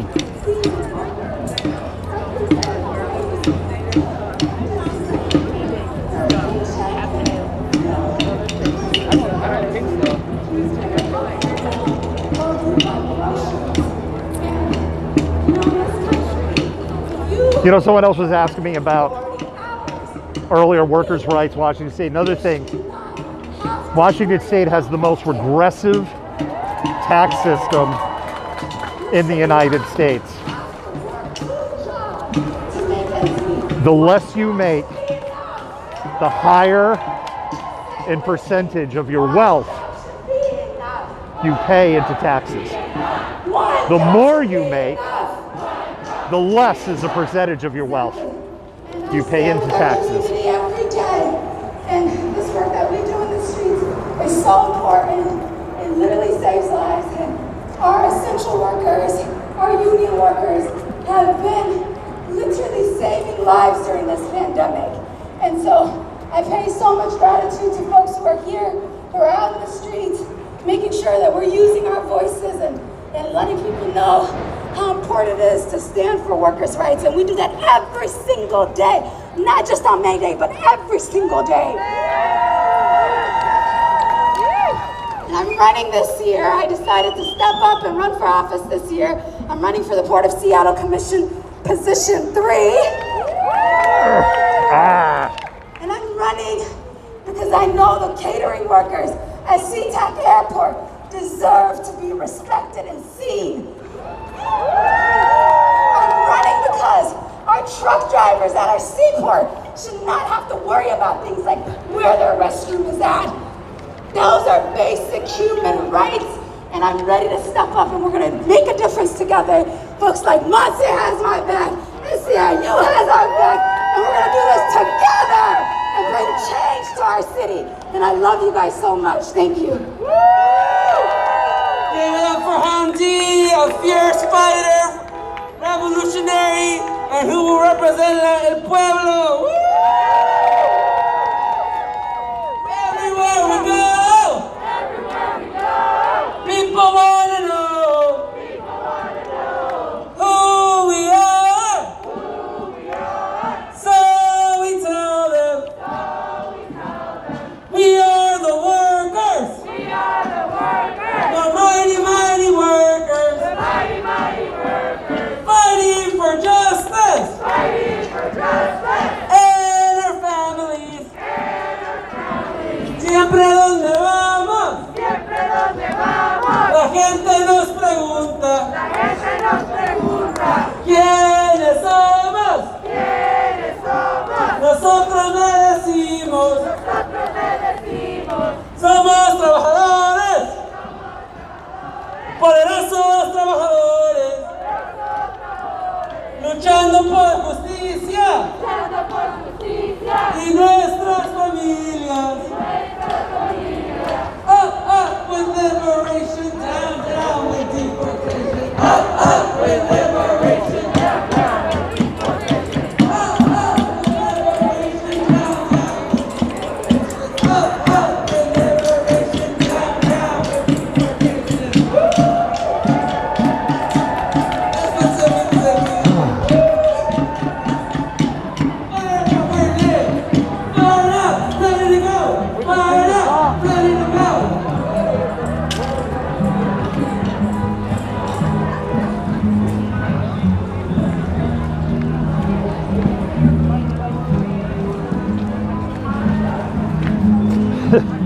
You're under the impression by all the camera shaking, bouncing around, that they're walking at a fast clip as I'm trying to set up shots. You would be correct.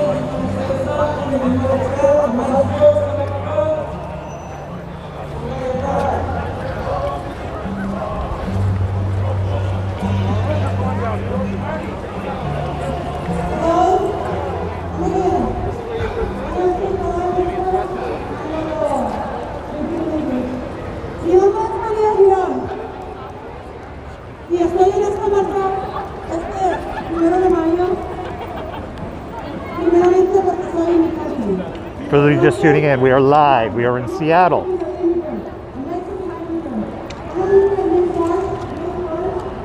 This is the International Workers' Day, May Day, March, for Workers' rights and immigration rights.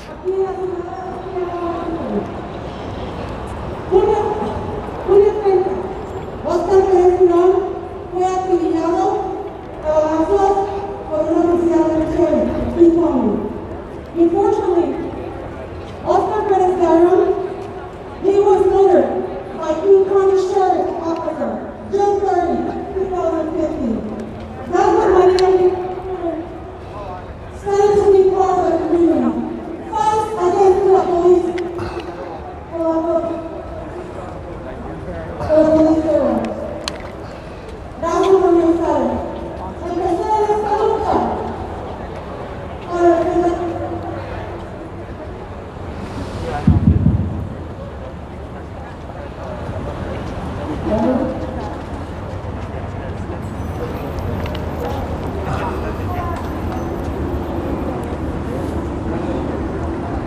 Again, if you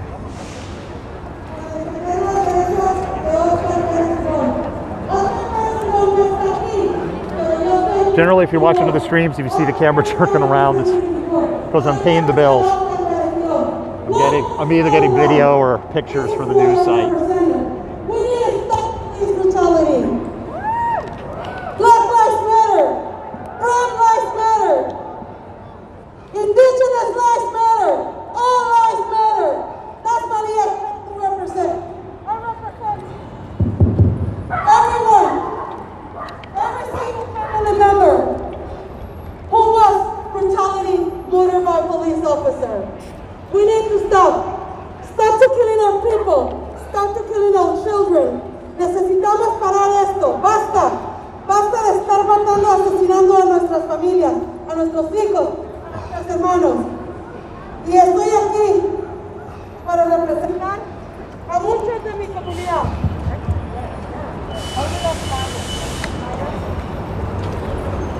Hello? Okay. Y eso es por eso estoy aquí, representando a Oscar Pérez Girón en esta marcha. Porque Oscar Pérez Girón era un indocumentado, un emigrante. Her. I want you to focus on her face. Stay on her face. To represent Oscar Pérez Girón, who was an immigrant. An indocumented. He was an immigrant too.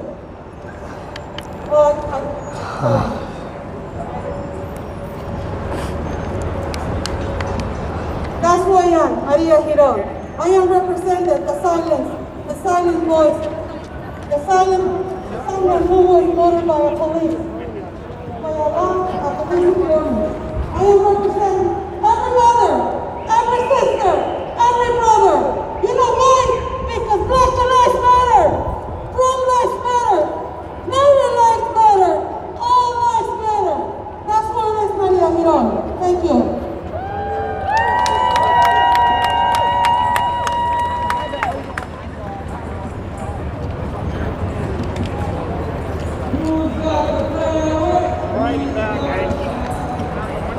That wasn't so bad. He's the winner that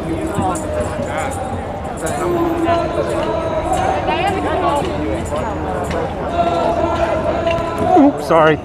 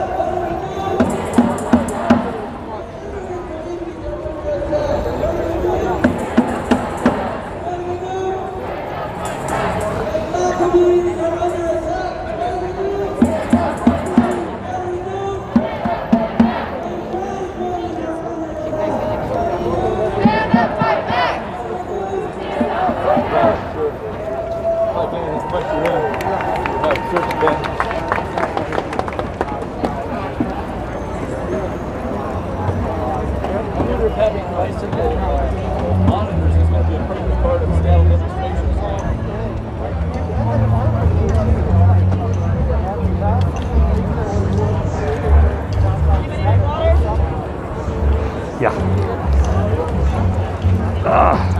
God, thank you.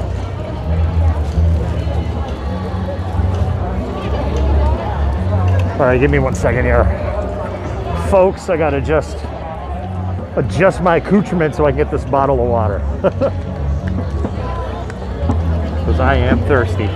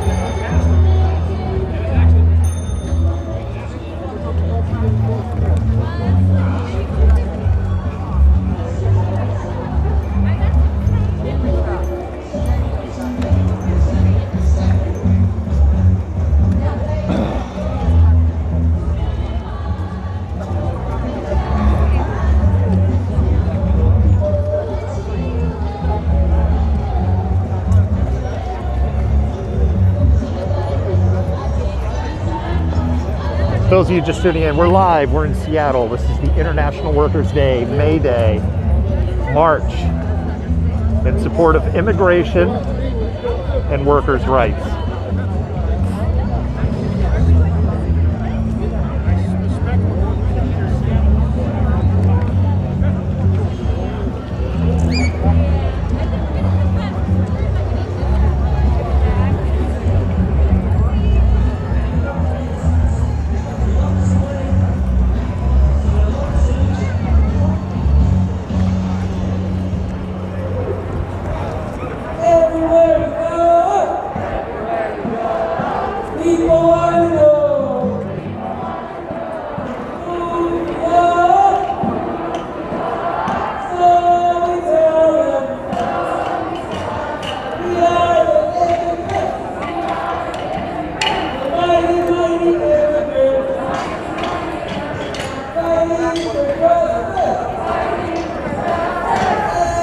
All right, I see Westlake up ahead. As I said, I ultimately don't know what our destination is. I am just assuming it is Westlake.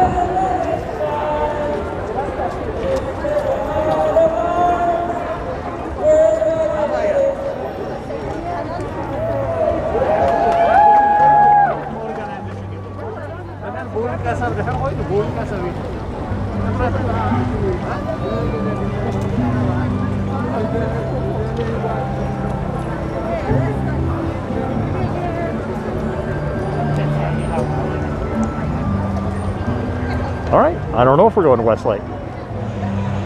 We literally got to the edge of Westlake and have turned to head east.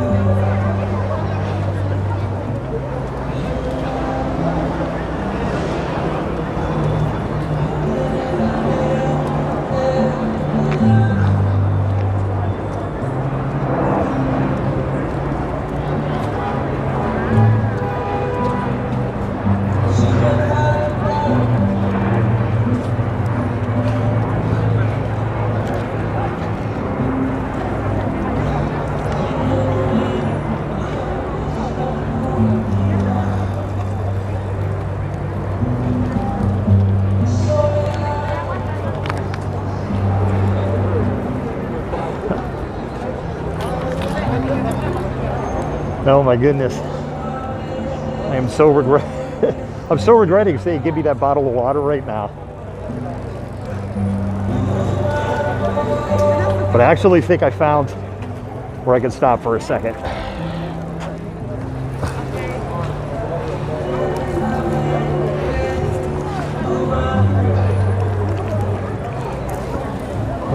There we go.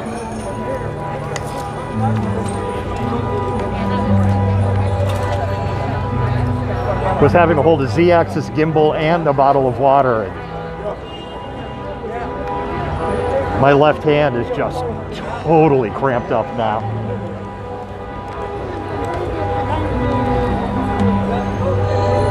And then we'll speed up to get by a couple of these signs so you're just not looking at the back of signs.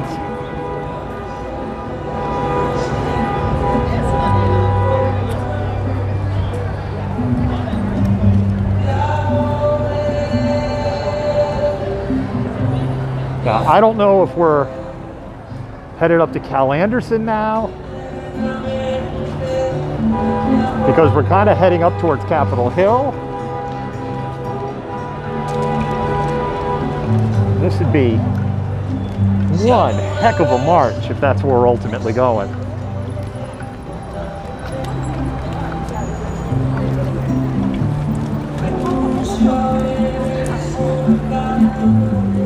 Ooh.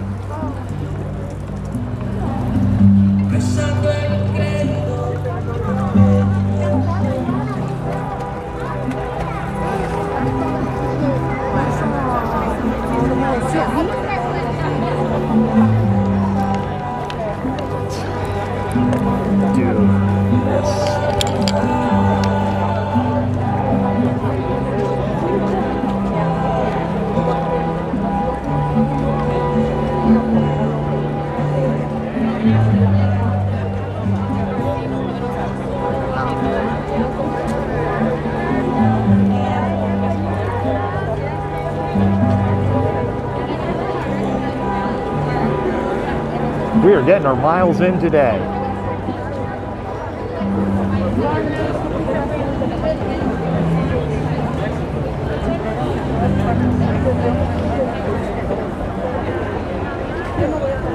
If we're headed up to Cap Hill, it's about another 3/4 of a mile from where we're at. 8/10 of a mile. We're gonna go ahead and back away from the music a little bit. Yeah, sure, yeah, it works, yeah. Yeah, it's like a nap.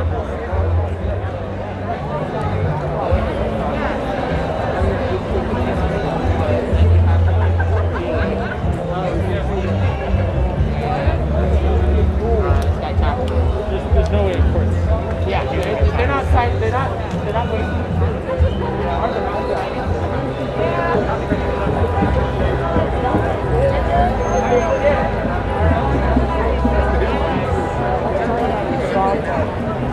What we're doing, normally we'd be up at the front, but they're playing music again, and YouTube in particular is very sensitive to that.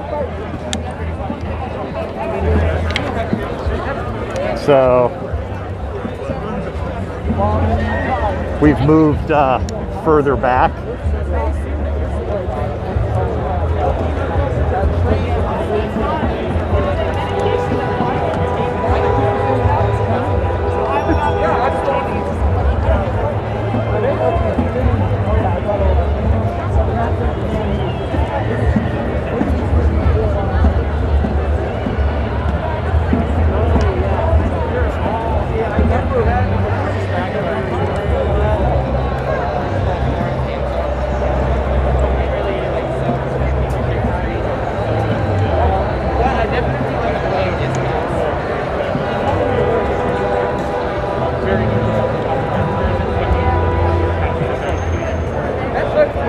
I hate Hertz.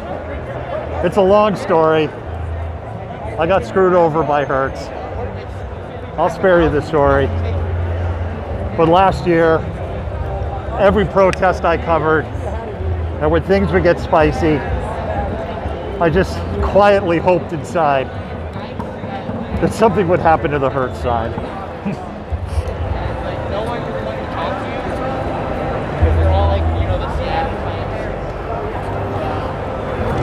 Huh?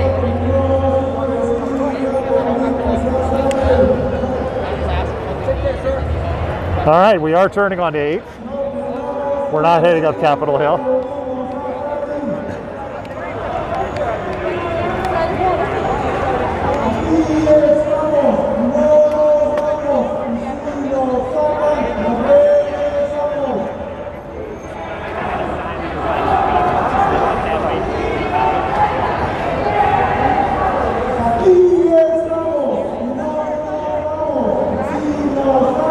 For those of you just tuning in, we're live.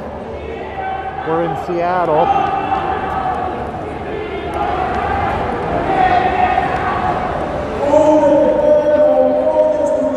This is the International Workers' Day March.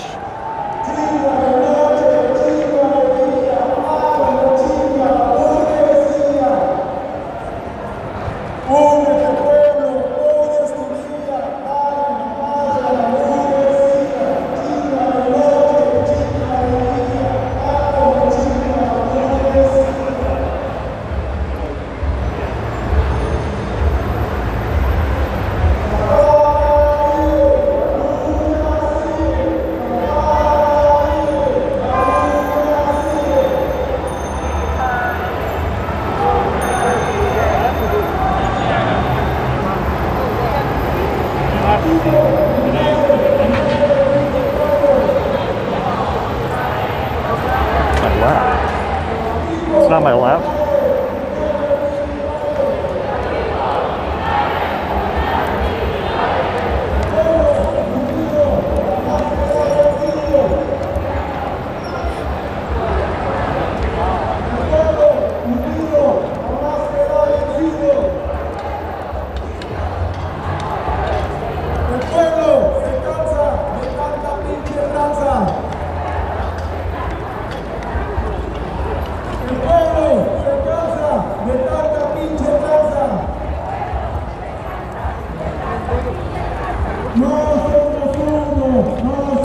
We're now heading towards the West Precinct building.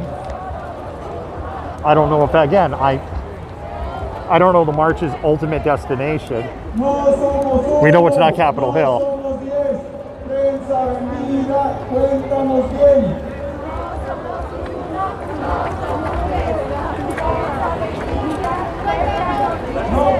For those of you on TikTok, this is the International Workers' Day, May Day March in support of workers' rights and immigration.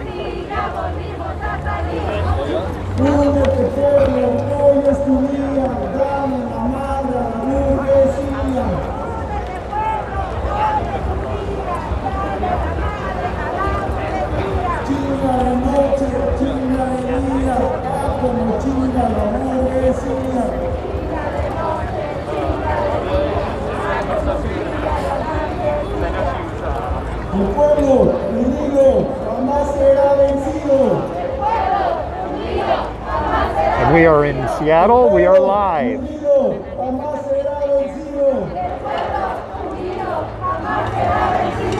The people united will never be divided. And yeah, 2 hours and 15 minutes, almost all that holding the Z-axis. My shoulders right now are like, dude, you need about a 15-minute break. Not using pole cam, if people are wondering. I'm using a different setup for this.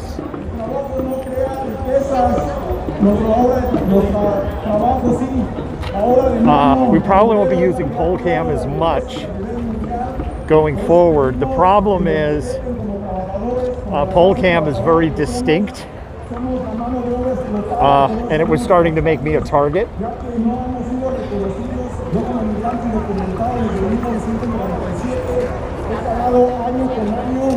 And so pole cam is only going to come out now in certain situations.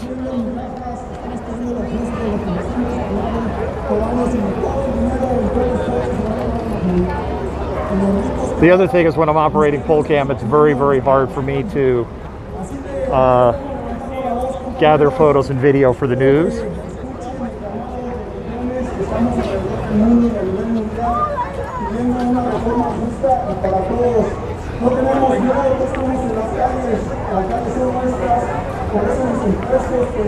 Where this setup makes it a lot easier and to stream. The other thing is I have to figure out how to mount a second camera and device on Polcam to support Twitch streaming. Not Twitch, TikTok. To support TikTok streaming. So for those who because you can't see my setup, I'm running 3 different cameras, 4 different microphones.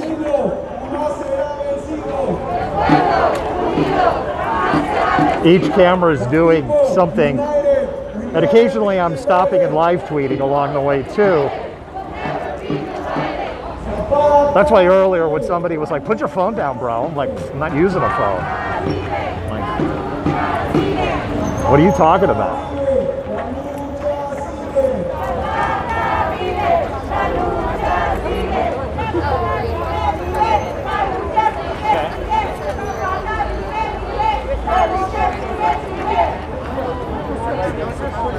Gotcha.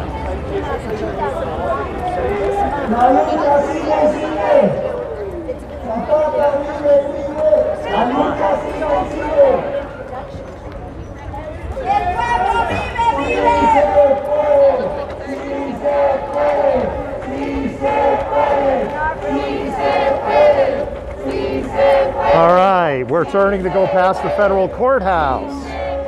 We're essentially at the edge of South Lake Union. I consider this the edge of South Lake Union because if we go like another block in the direction we were walking, you'd basically be in the heart of the Amazon campus. This is the federal courthouse. Called Community Planning to Win. That one's really good. Lots of great resources in there, just about like early.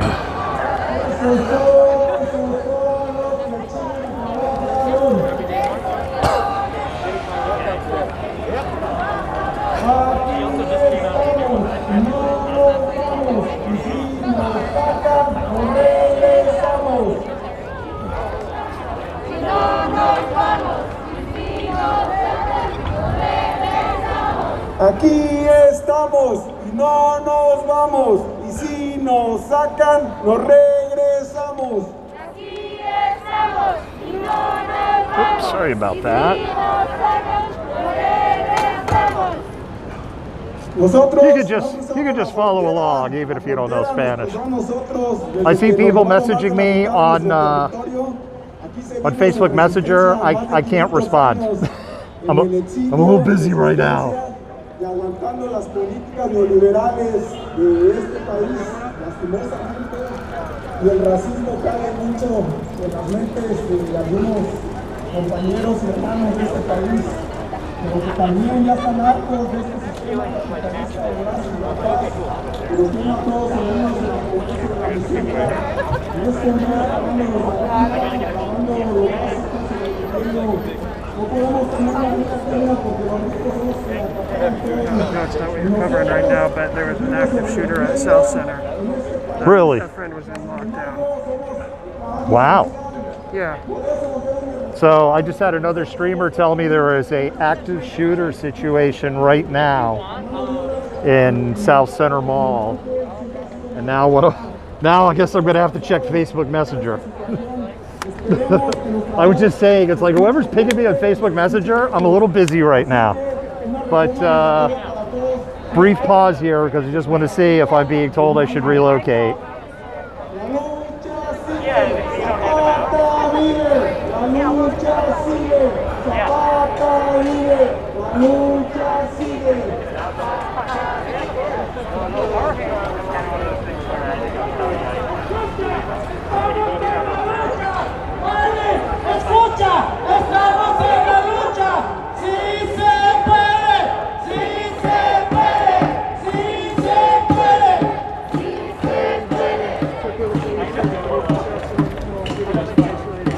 There's no indication it was an active shooter. Okay. They are still clearing the mall. Okay. As of 25 minutes ago. Got it. Thank you. I want to say hi to Andy No, who is stealing our content right now. I have been alerted that Andy No is stealing our content. Andy, how are you doing? Andy, we have lawyers. We're a real news organization, and so guess what? Come Monday morning, DMCA takedown coming your way on Monday, Andy. Just letting you and your followers know. You content stealing, cocksucking right-wing bastard. And that's the nicest thing I can say about you, Andy. How come you're not out here filming yourself? Why do you got to steal content from the basement of your home?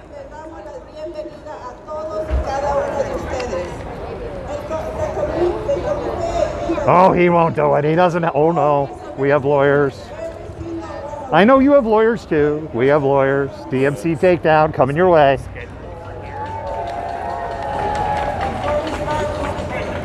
I mean, seriously, if this is the stream you're pulling from, Andy, no? Wow.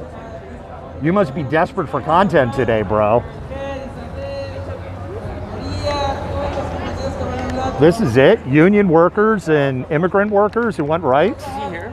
No, he's stealing our stream right now. So I'm talking over his stream on what a piece of shit, chud, human being, motherfucker that he is. He doxed me a few months ago.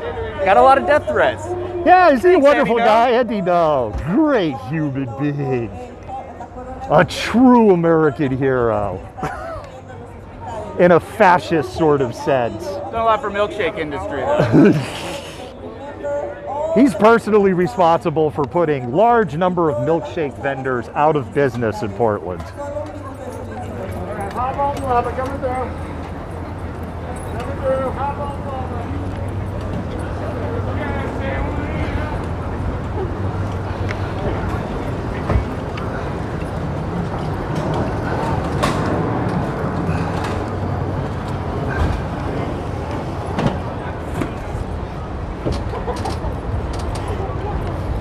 Alright, so we start today with some land acknowledgements. We're gathered today on stolen and occupied indigenous lands of the Coast Salish people, including Duwamish, the Duwamish tribe, who had about 17 villages in the surrounding areas of Seattle. Acknowledgement is a critical and necessary step towards honoring Native communities and having a larger conversation on decolonization and reconciliation, but we also need to go further. We also raise our voices for the fight for Black liberation and the movement for Black lives. We encourage folks to support Real Rent Duwamish and be in solidarity as a real renter by visiting realrentduwamish.org. Empezamos hoy con algunos reconocimientos de tierras. Estamos reunidos hoy en tierras indígenas robadas y ocupadas del pueblo Coast Salish, incluidas las tribus Duwamish, que tenían alrededor de 17 aldeas en los alrededores de Seattle. El reconocimiento es un paso fundamental y necesario para honrar a las comunidades indígenas y tener una conversación más amplia sobre la decolonización y reconciliación. Pero también tenemos que ir más allá. También alzamos nuestras voces en lucha por la liberación de las vidas negras y por el movimiento de las vidas negras. Animamos a la gente que apoye al Real Rent Duwamish y se solidarice al pagar una renta de verdad en el enlace de realrentduwamish.org. Bueno, mi nombre es Yolanda Quiroga y soy de Guadalajara, criada en Tijuana, y ya llevo más de 40 años en Seattle. Soy madre de 5 hijos y abuela de 10, y estoy aquí, soy miembro de Santa María por más de 30 años y últimamente estoy activamente, bueno, siempre he sido voluntaria del comité y hoy me han dado la oportunidad de estar aquí como presidenta y les doy las bienvenidas a todos. Today, my name is Yolanda Quiroga. I'm from Guadalajara, raised in Tijuana, Baja California. Been in Seattle more than 40 years. I belong to St. Mary Church, and I've been youth leader for 8 years in St. Mary Church. And the committee has given me the space and the honor to be the president of the committee. And I welcome you all very much. Thank you. Hello folks, my name is Montserrat Padilla. I am undocumented and unafraid, transgender and unashamed. I am also the director of the Washington Immigrant Solidarity Network, a network that's working on deportation defense to ensure that our communities are ready to stand up and fight back when immigration comes tearing our families apart. A little bit about myself. I come from a mother who was a sweatshop worker and a father who worked his way up from washing dishes to becoming the chef. I'm very proud of the families and their struggle, and today I'm here to continue fighting not only for my family to one day be able to reunite, but for families across the nation and across the globe to have the safety to not have to be forced to migrate and to be ready to be reunited. So this is why I'm here today.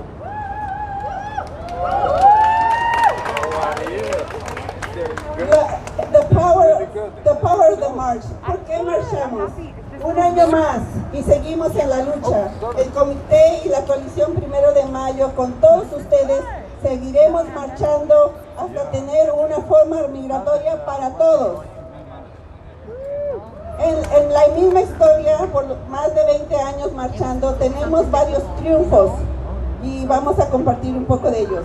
One more year of marching and we continue in the fight. The committee with the May Day Coalition, together with all of you, will continue to march until we get an immigration reform for all. In the history of our 20 years of marching and organizing, we have some victories, and we'll talk a little bit about those. We are working. So before we get to our really amazing speakers that we have to you all today, I would just want to take a minute to acknowledge this moment. The fact that it's been over a year where some of us have not gotten to share space. And so I want you to look across from who you're with right now and say hello to someone who you have not met. It's important that we remind ourselves the value of sharing space, because it's something that we took for granted and the world showed us that we cannot take that for granted. And so take a minute to get to meet someone new and thank them for being here and struggle with you and in solidarity. So vamos a empezar un minuto nomás para que se introduzcan. Llevamos más de un año de no poder compartir. Sorry about that on TikTok. Just had a little bit issues. Persona en este espacio que no conocían antes. So les voy a dar un minuto para que se introduzcan. News helicopters are overhead.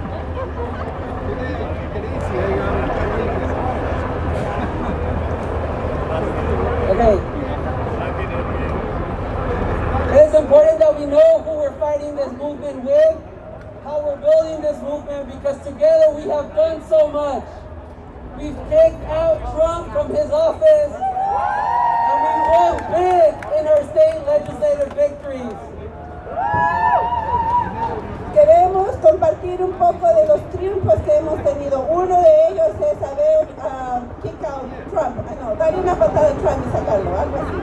Bueno, recientemente el estado de Washington ha obtenido 340 millones para Washington Immigrant Relief Fund y el total son 467 mil millones que han sido para los inmigrantes. Y eso es una batalla que se luchó muchísimo entre muchas organizaciones.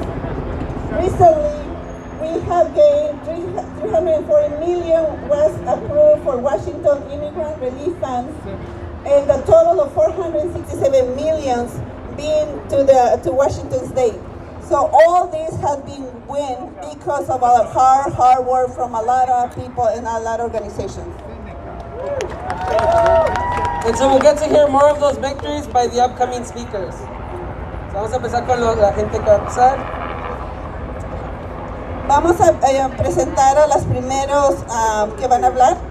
María Isabel Quijano, de El Salvador, organizadora comunitaria de ya hace más de 20 años y miembro y voluntaria de las siguientes organizaciones: King County Promoter Network, promotoras de South Park, Colectiva Legal del Pueblo en Buren, Coalition de Trabajadores de Salud Comunitaria, Migrantes y Refugiados, Latinx Board, Junta Latina de Salud, Consultora de Latino Community Fund, Organizaciones Entre Hermanos, entrenadoras del proyecto de CPR, Resucitación Cardiopulmonar, miembro activa del Grupo de Mujeres Sin Fronteras, organizadora de círculos desde Casa Latina, miembro activa de la organización del comité. Bienvenida, Isabel.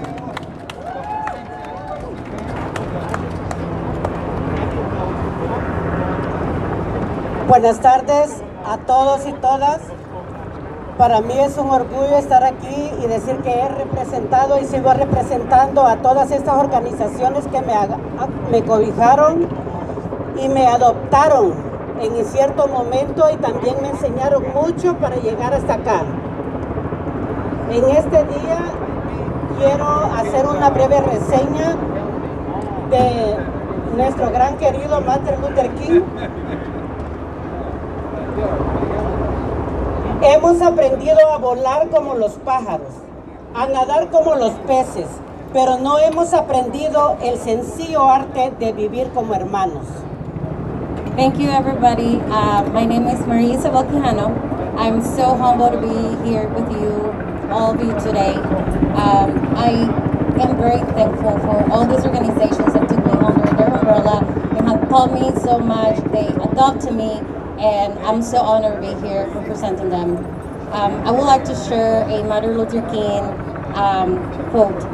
We have learned how to fly like birds. We learned how to swim like fish, but we haven't learned the simple art of living like brothers and sisters. Por eso no me duelen los actos de la gente mala. Me duele la indiferencia de la gente buena. Con eso termina la frase de él y por eso yo también la quise traer a colación ahora, porque eso es lo que nosotros, muchos nos confunde también y por eso no hemos alcanzado muchos de nuestros propios logros, muchos de nuestras metas hasta este día. For that, bad people's acts don't hurt me. What hurt me, it's good people's indifference, and that's how the quote ends. And that hurts me a lot because it's a lot of our work that we have done in a way, like a lot of goals that we have shared common for so long and they haven't been accomplished because of this. Me hicieron una entrevista de qué es el Día del Trabajo. ¿Qué es el Día del Trabajo para nosotros? No tiene que ser simplemente como otro día más del Día del Trabajo. Tiene que ser diferente. Tiene que ser diferente porque nosotros, como Día del Trabajo, tenemos que marcar la diferencia en que tenemos que ser visibles, no más invisibilizados. Someone interviewed me and they asked me why it was Labor Day. So Labor Day, it's not just another day or another holiday in our country. It also means to make ourselves visible, to stop making us invisible. La mayoría de los presentes que estamos acá, estamos convencidos de que son tiempos difíciles los que estamos viviendo en nuestras vidas. Es necesario que hagamos un alto y veamos con seriedad la difícil situación global que estamos viviendo. No solo en la gran desigualdad con que se requiere resolver la violencia, las guerras, el racismo, las inmigraciones, las discriminaciones, el fundamentalismo, la pandemia misma, entre otros. The majority of us here today, we acknowledge that we are living in very difficult times, but it's also necessary that we make a stop and realize with a lot of sincerity that this global difficult situation, it's not just inequality, but there is a lot to do for in terms of violence, war, racism, immigration, discrimination, the fundamentalism, the pandemic, and others. En esta última me voy a detener un poco más, porque como Community Health Worker, promotora comunitaria o simplemente alguien de la comunidad que le ha tocado vivir, oír y por qué no decir sentir el virus bien de cerca, oyendo a las familias afectadas, atendiéndolas o en lo que ha sido posible durante y después de la cuarentena. Porque cuando escucho a las familias que les han quedado las secuelas del virus, no solo es físicamente, sino también en lo Hello, Kentucky. material, Thank you for con joining. meses de renta, recibos y muchas precariedades que ya sabemos. The helicopters you're I would hearing are like to news stop just for a helicopters. moment and a little bit on that, on the pandemic, because as a community health worker, or promotora comunitaria, or just simple as someone from the community, I have actually to live the virus very close to. And not just from my family, but also from families that are very close to me. Hearing other families, helping them as much as that's been possible for me after they have been quarantined after contracting the virus. Because when you hear these people's consequences after the virus, it is really, really hard for them, not just physically to come back to their normal lives, but also to actually overcome the difficulties financially and all the necessaries that they have. Esta pandemia nos vino a dejar bien claro la gran necesidad que tenemos de los unos a los otros, que tenemos una responsabilidad con nosotros mismos, pero también con el mundo entero. Ya hemos gastado mucho tiempo en estarnos degradando entre nosotros mismos y hemos dejado atrás muchos valores, como la ética, la bondad, la fe, la honestidad, porque nos hemos sumergido en vivir en una superficialidad que no nos ha servido para nada. Convencido de que solamente nos podemos salir y ganar todo lo que nosotros nos propongamos, organizándonos, uniéndonos, solidarizándonos, alcanzaremos.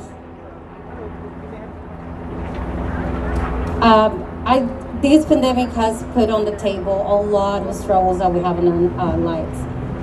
But we have a big responsibility with everybody else, between ourselves and with the whole world. We have wasted so much time on the moral degradation and the fundamentalism of a lot of things we have left behind, like the honesty and being kind with each other. And all this time that we have wasted, it's just wasted time. So I'm very convinced that only organizing us, unifying us, we will actually accomplish our goals. Alcanzaremos una reforma migratoria unificadora, una reforma migratoria que no nos desestabilice más, porque las reformas que nos están proponiendo solamente son una reforma que no nos está cumpliendo con nuestras demandas. Es una reforma migratoria, bueno, aquí no quieren que use las palabras como nosotros las usamos, ¿verdad? Pero las migajas que nos están dando no cumplen nuestras demandas porque nos desestabilizan como familias. Siempre nos dan los que ellos quieren y no lo que nosotros demandamos, lo que nosotros necesitamos. Así es que si nosotros nos unimos, nos organizamos, nos consolidamos en una sola voz, en un solo pueblo, jamás vamos a ser vencidos. Así es que en mi pueblo, El Salvador, también existe el dicho que dice: dale salvadoreño, dale, que no hay pájaro pequeño que se detenga en su volar. Gracias.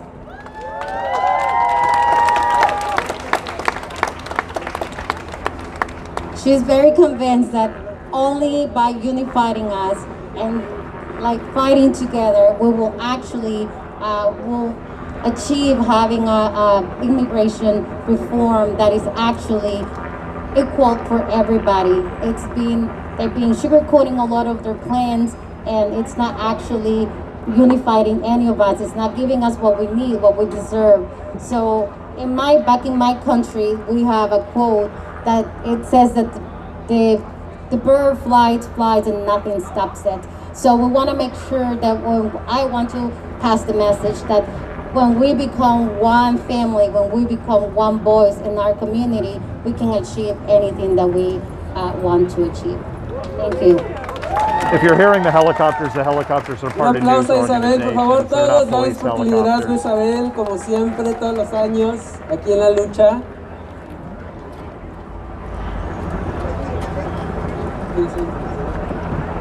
Up next, we're gonna have an amazing speaker.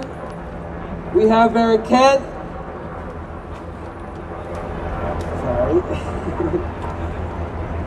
Baraket Quiroz, who serves as a liaison on race and social justice major incentive at the Seattle Center, is committed to advance racial justice and serves as 2 years in the Community Involvement Commission.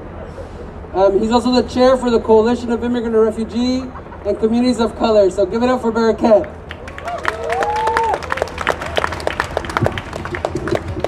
Thank you, Montserrat, for introduction, and thank you for all for coming today.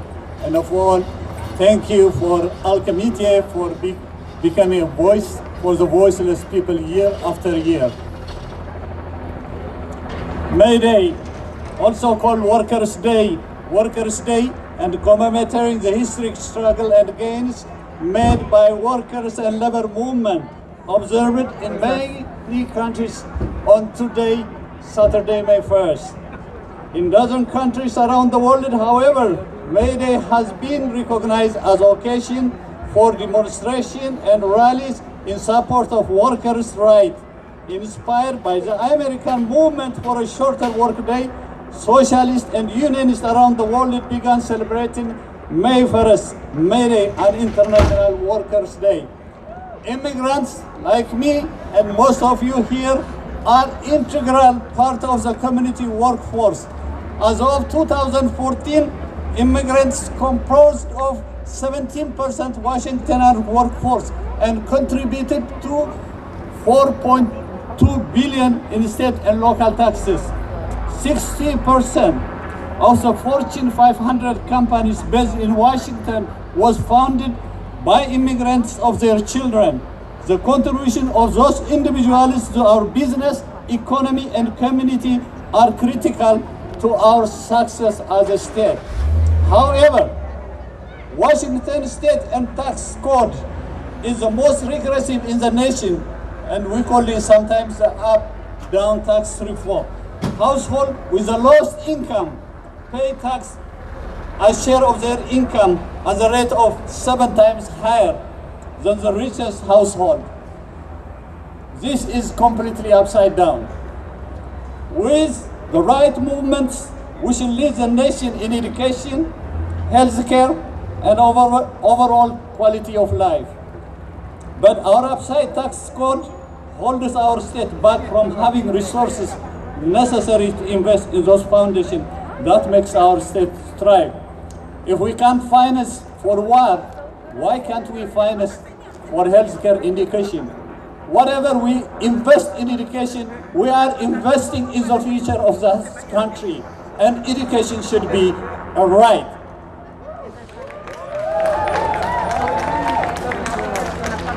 I am here in the spirit of Martin Luther King quote.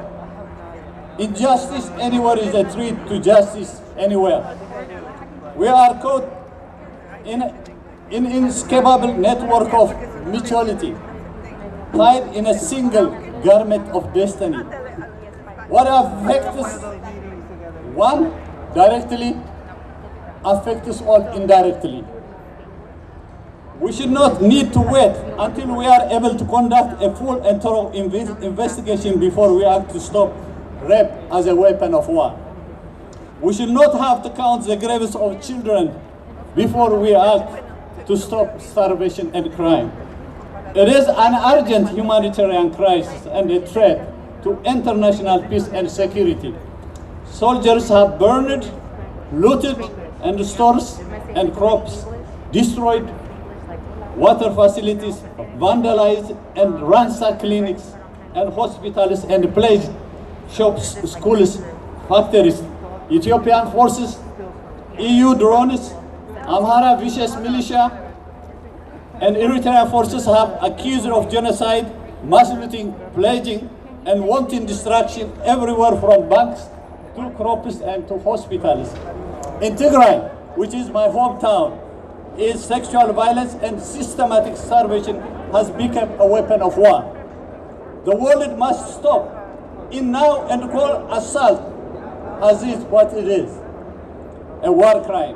In recent months, credible reports of war crimes and crime against humanity have started to trickle out, including evidence of ethnic cleansing and genocide against Tigrayans.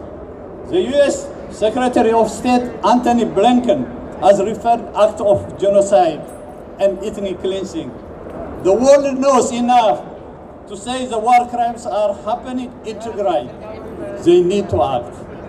In a spirit of solidarity, I ask your unconditional support to end genocide and ethnic cleansing in my birthplace, Tigray. The war in Tigray has no end, and the reports of killing, rape, and looting are still happening as I speak. The growing humanitarian crisis has displaced hundreds of thousands and people, over 4 million people are in dire of human assistance. In the spirit of solidarity, join us to condemn in the strongest possible terms report of atrocity and gross violation of human rights, rape, and killing against civilians, including rape, torture, forced displacement, and disappearance, act of ethnic cleansing, extrajudicial killing, the looting and the destruction of the medical facilities and restricted access to aid. Join us to boycott Starbucks with imports of coffee from Ethiopian fascist regime. Long live solidarities of the workers around the world. Mirza Fasih Mira. Thank you so much.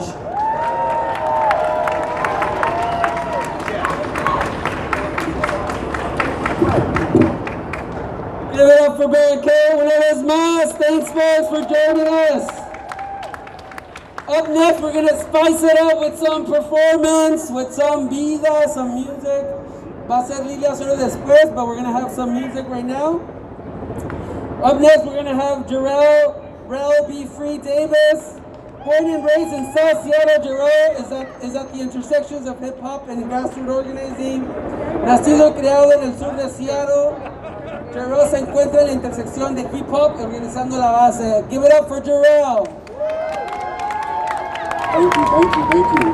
I got background dancer? Yeah. So I'm gonna need y'all to stand up though. You gotta give me energy. You can't be sitting down and shit. So go ahead and stand up, you know. I know we've been marching, but y'all, you know, we're out here for this international solidarity, putting things together. As was said, I'm from the south end of Seattle, born and raised in this city. I represent a neighborhood, Rainier Beach, and I want to lift up the young folks that are being incarcerated, young folks that are being brutalized and punished. And as we think about, JM said something earlier that was really important. JM made a connection between the prisons and the labor movement. And so I really want to lift that from up. From very reliable contact. contact. Punishment. How you think about punishment actually influences the carceral system, because it's very similar to what happens in schools, detention, suspensions. And we can look at the rates of who is suspended and expelled in school and who is put in prison in this society. And so I just want to make that connection. In the West Indies in Jamaica, there's a saying, there's a proverb, it says, they are the big tree and the people are the small axe. And so I'm finna do a song called Small Axe, and you just gotta give me some energy. Let me hear y'all say, can't say why. Say, can't say why. Look, we got folks living in the street and they can't say why. Fam, ain't enough to eat and they can't say why.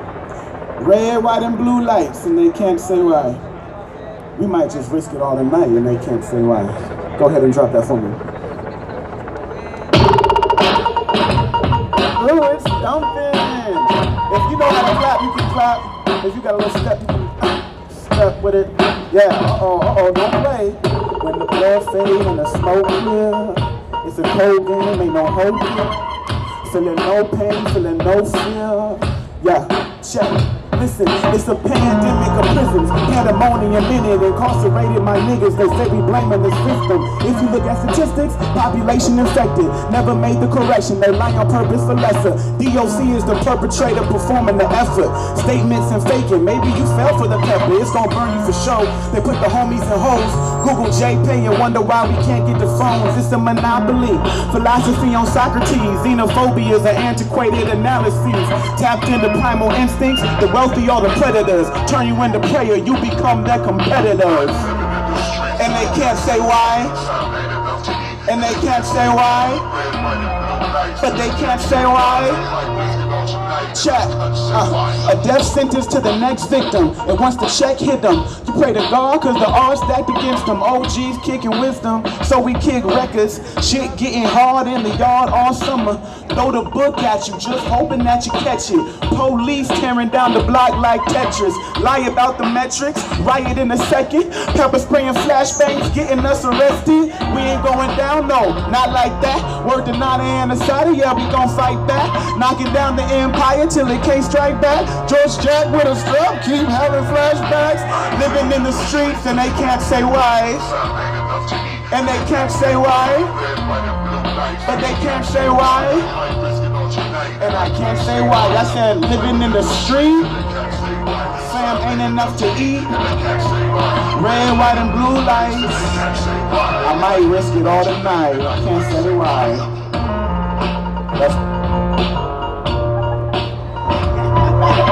Y'all make some noise. Like I said, we are the small axe against this big system, which is the big tree. And so it does take some solidarity. It takes us working on ourselves. It takes us looking at the parts of ourselves that we've been trying to avoid looking at. And we really gotta chop it down as well. The transformation starts in the inside and then it moves to the outside. So let's continue building. Check yourself before you wreck yourself. White folks, fucking check yourselves, because it's not my job nor my community's job to check you. Okay, handle your shit. Men, check your shit and call out other men for this patriarchal bullshit that's manifesting in our communities and being instilled in our children. And let's keep building toward this international solidarity, because we can win, but we have to do what it takes to win. Word up, one love, y'all. I'm real, be free. Thank you very much. Muchas gracias. Sí. Ahora tenemos a Lilia Osorio. Lilia Osorio is de Mexico, who arrived to these countries in 2000. She is a mother of 2 children and a member of leadership program Casa Latina called Mujeres Sin Frontera. Lilia is a domestic worker who has been fighting for immigrant rights for all. Lilia Osorio es una inmigrante de México que llegó en el 2000. Ella es madre de 2 hijos y miembro del programa de liderazgo en Casa Latina que se llama Mujeres Sin Frontera. Lilia es una empleada doméstica que ha estado luchando por los derechos del inmigrante y una forma migratoria para todos. Gracias.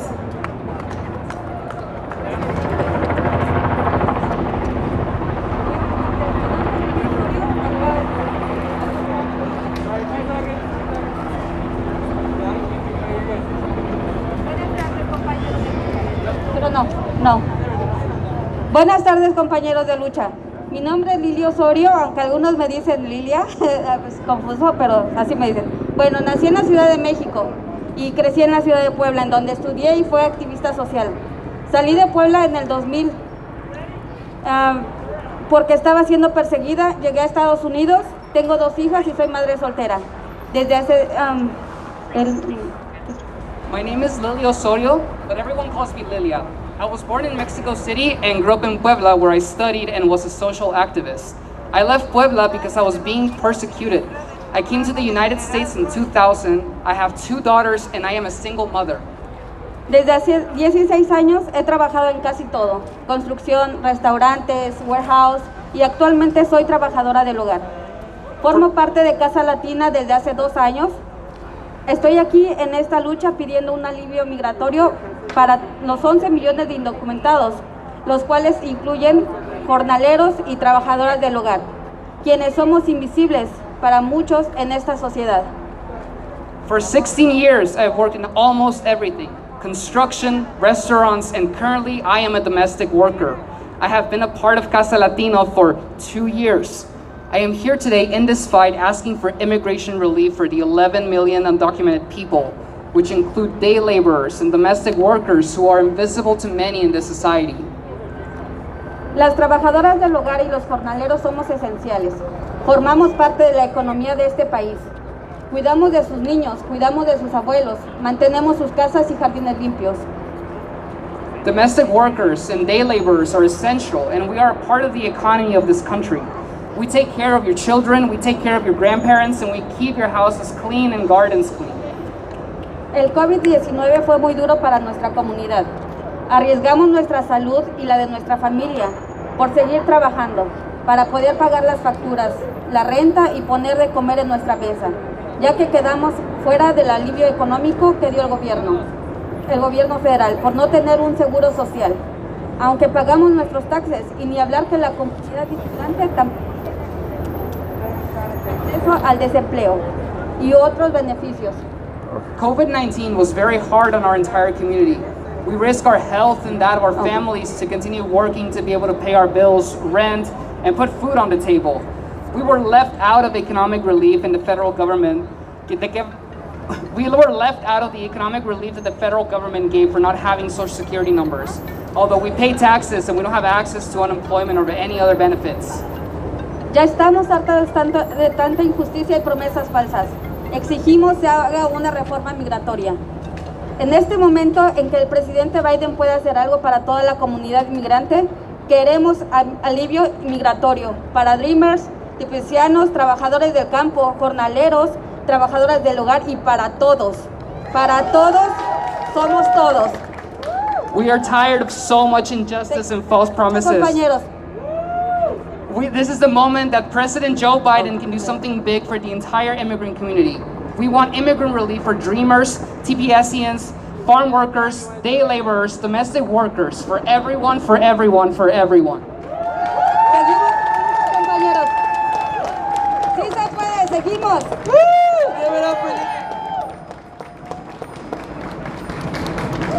Up next, we have Sharika Carter, who's the Political Strategic Campaigns Director with the Washington State Labor Council. As the Political Strategic Campaigns Director, Sharika helps the council develop and implement a strategic political plan, runs the Washington State Labor's Neighbors Grassroots Political Action Program, promotes member education on campaigns and election issues, and helps recruit and elect pro-worker candidates at the direction of the Washington State Labor Council's officers. Give it up for Sharika Carter. Woo! Thank you. Okay, y'all can hear me? Woo! Okay, good afternoon. My name is Sharika Carter. I'm the Political and Strategic Campaigns Director at the Washington State Labor Council. I'm honored to join you all today in today's May Day activities. And I want to recognize that the land we're standing on is the ancestral lands of the Duwamish. And I would like to pay my respects to their elders, both past and present, for their stewardship of this land and its people. On behalf of President Larry Brown and Secretary-Treasurer April Sims, and over 500,000 rank and file union members across the state of Washington who make up the WSOC, happy May Day, y'all. It's not lost on me what a privilege it is today to be able to gather in person with you all. Especially for me, like I haven't been out. In the midst of this pandemic, workers are fighting back. Workers came together to ensure safety on the job with proper PPE and better safety standards at work. Workers mobilized with threats of layoffs and furloughs. Workers fought back and pushed back against the bosses. Because an injury to one is an injury to all, as the brother said earlier. With looming unemployment and threats of evictions, communities fought back and demanded more from the government. Even as capitalism's greed attempts to cripple us, working people are rising, union approval ratings are at an all-time high, and workers are talking to their co-workers and organizing like never before. Even right here in this past year in Washington State, we witnessed the wildcat strikes happening in Yakima as workers went on strike for respect, for safety, for better wages and dignity. Because there is dignity in all work. And see, the strikes, they did something. It lit a fire, a spark, that for many people was a glimmer of hope. Hope that folks needed to remind us of the collective power of working people. Because there is no power like the power of the people. And so stop. Take a minute to think about all that we've done in this last year. The marches on the boss, the actions, the calls we made to our legislators, the testimonies we made in the legislature, all of that brought us the collective victories and our wins that we have to celebrate today. Clap it up, give it up for yourselves.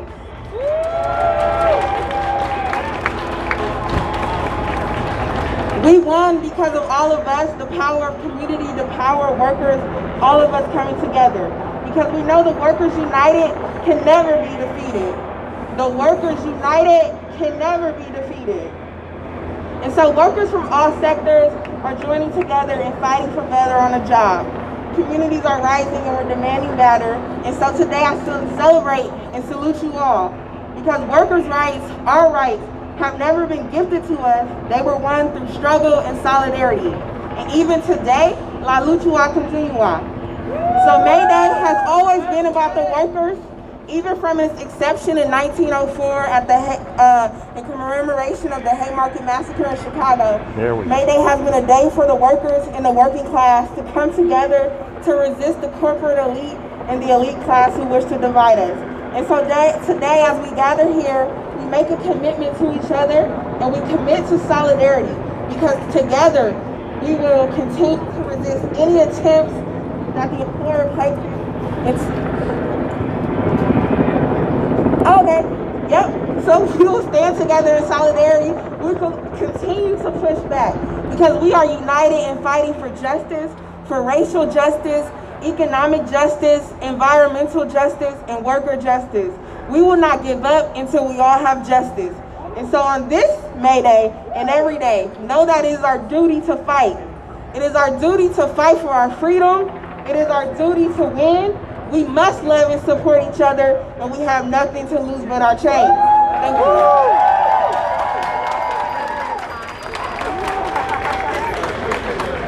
Gracias. Thank you very much. Ahora tenemos Senia Javalera, es la presidenta de SIU Local 6. Senia es una organizadora de muchos años de experiencia, ascendió al liderazgo en su local, inspirar a los miembros a tomar medidas políticas para abordar el tema de la carga de trabajo excesiva que afecta a la industria de la limpieza hasta el día de hoy. Senia es fundadora del comité. What's going on? We've gotten multiple reports of a large group of bicycle officers that's headed downtown, and we can clearly hear what we affectionately call DJ LRAD, and there are multiple helicopters that have now appeared. We will go back to the speeches in a moment. It's very echoey where we are, so it's a little hard to discern direction. But it sounded like it was coming from here. There is a lot of urban canyons in this area. And when the police use the LRAD unit, it reverberates and bounces. And of course, now that I've walked over, I don't hear it anymore. But you can hear the helicopters. There's more than one helicopter that's shown up. Oh no, there's a jump van. SPD is here. That's an SPD jump van, and there are officers.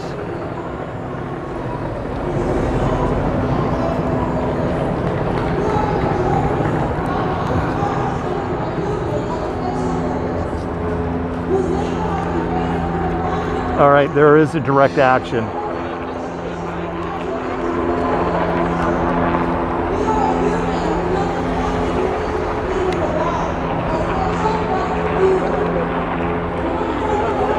So about a block away, not associated with this event, there is a group of direct action marchers. Fuck those people. Fucking, no, there's some fucking infiltrators, let me tell you. Sorry, it's Emily, stop. No, no, seriously. No, I know who you are. Yeah, someone threw something at me. They just actually put my hands on me because I'm who's taping the cops. Because the cops, you know how it goes. Yeah. I understand the whole thing, but you have to understand. I can't even say on here, but the fact that I'm on your side. They tried to say I'm converged and not trust me. Right. I've been marching with them the whole time. No, I know, Emily, I know.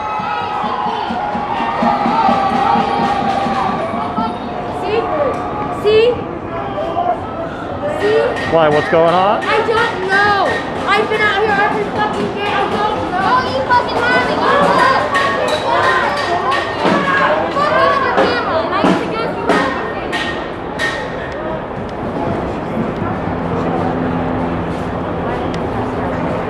What's that? I'm going to the house now.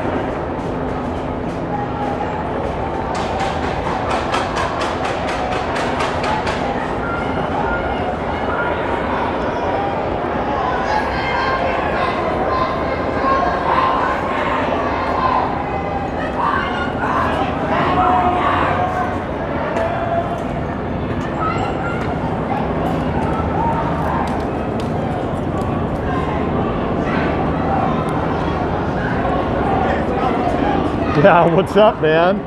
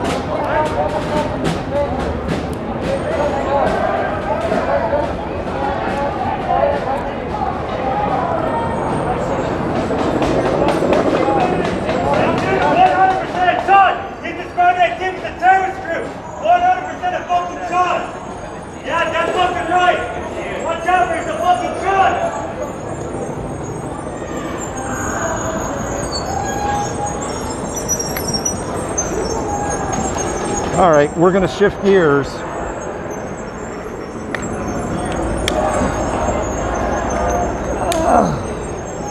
Didn't expect this. Actually didn't.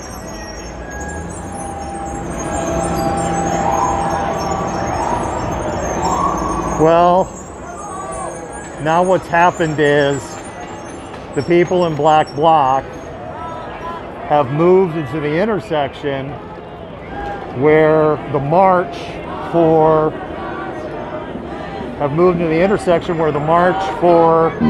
workers' rights and immigration rights is going on at the exact same time. So you have this group over here, which is trying to have speeches, and this is this group's bike brigade, security brigade, and then you've had this group in Bloc coming into the same intersection.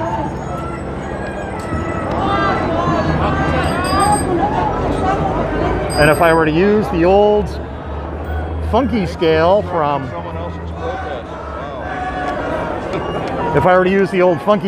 Amari, things just kind of went from a 1 to a 5, like at a blink.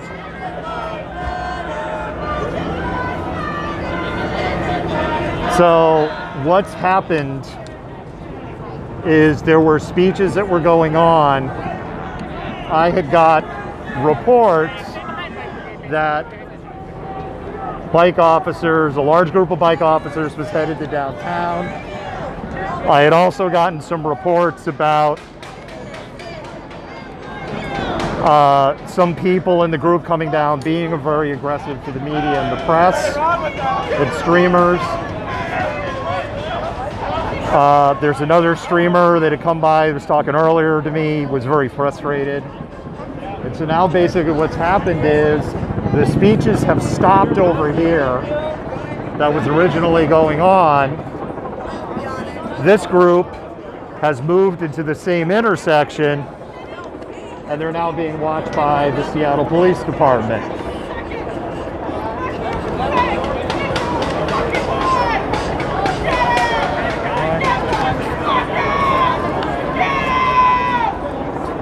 So it kind of doesn't, I mean, I get what's going on.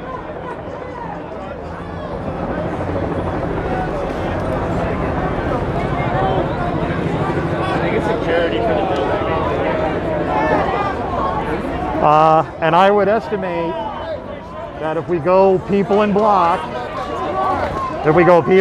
versus number of police officers, the ratio is almost 1 to 1. Bro, hey, you might as well hit the subscribe button.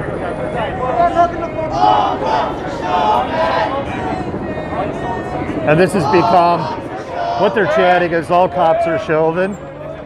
This has been a common chant. So now what's going on is they're rolling out.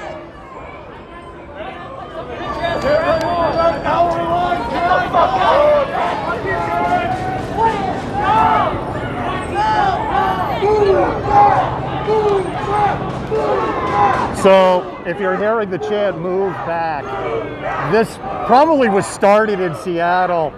A frequent chant from the police when they advance on a group of protesters is "move back, move back." Seattle protesters started throwing that back. There's that jump van. Remember earlier I was like, hey, there's a jump van. And there's that jump van. That was the one that I first saw that I was like, okay, something's going on, because we've got a police jump van that's driving through. And so now what's happened is SPD, bike officers, and patrol officers, they have driven off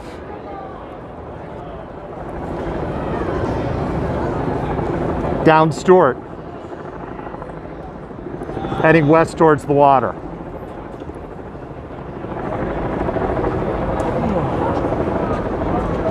And the group that was speaking earlier, that was here just speaking just like a moment ago, has basically left.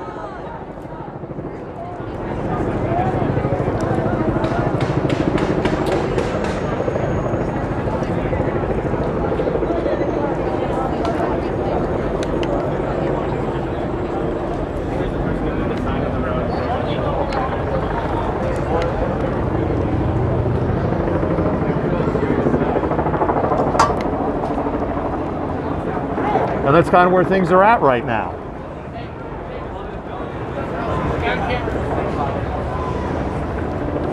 So there was a group here that we were following that was having an International Workers' Day march in support of unions, immigrant rights, and workers' rights. They were doing speeches here. I did get some intel that there was a large group of bicycle officers coming downtown. And then we could start to hear the echoes of LRAD while the speakers were going on. So as that started getting closer, because we're in urban canyons down here, it's a little hard to discern. It's not coming from north, south, east, west. So I went and looked. A city of Seattle, I call them a jump van. They're essentially a van that has about 10 officers in them, drove by, and I was like, oh, there's definitely something going on. Panned the camera as that went. It came in behind the group there. I have strong opinions on skinny white women upset at people with cameras, and I have talked about that on our show. And that's all I'm going to say about it right now. But there was a skinny white woman upset about cameras. There were no issues ultimately. There was things, this happens in Seattle.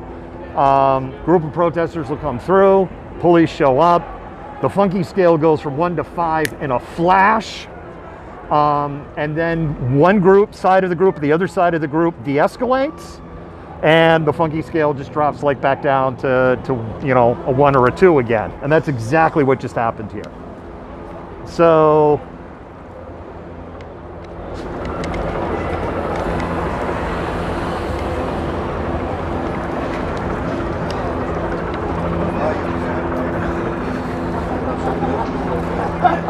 the amount of, you know, people, oh, property destruction, blah, blah, blah. And see, all the police have done is they've just moved over to here in this parking lot. What's the website I can watch? Malcontentnews.com or malcontentnews.tv. How do you spell that? Right here.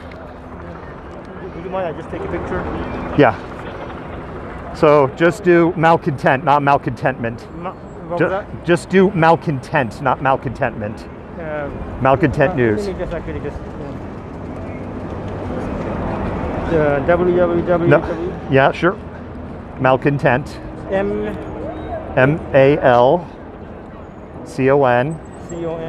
TENT. News.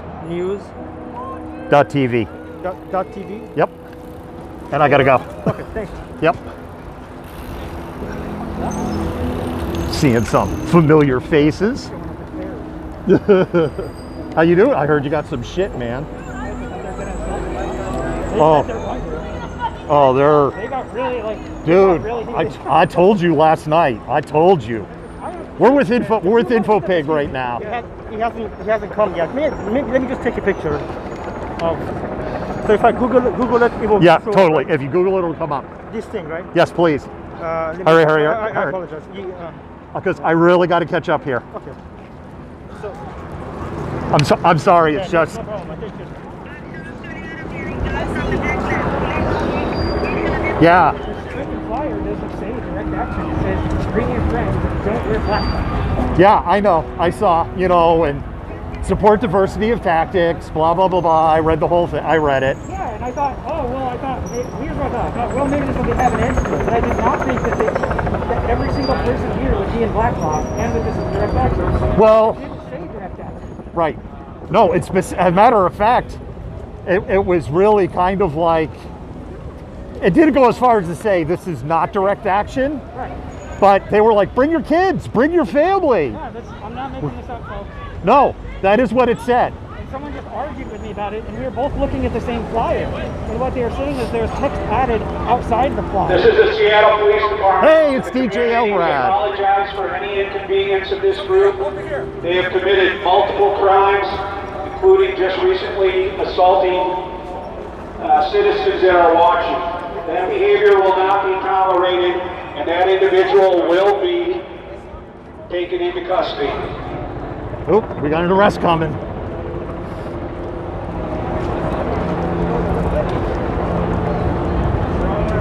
Carrying the whole weight of that thing? Oh, my shoulders are killing me. Yeah, we should.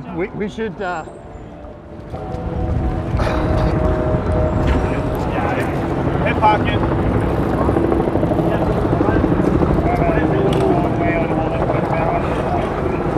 They're moving to make an arrest. Oh yeah, see, they're coming in. I don't know who it is, but I know they picked someone out. SPD's getting ready to do a targeted arrest. Because we could hear the conversation.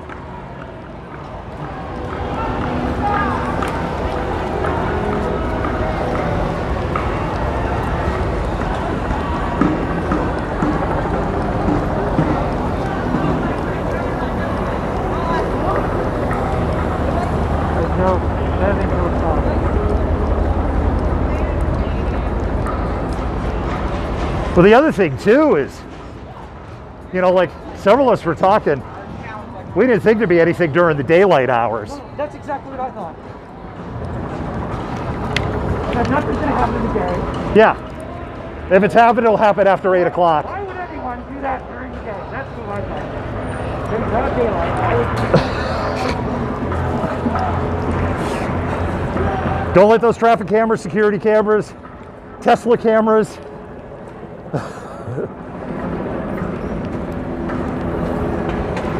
Body cameras.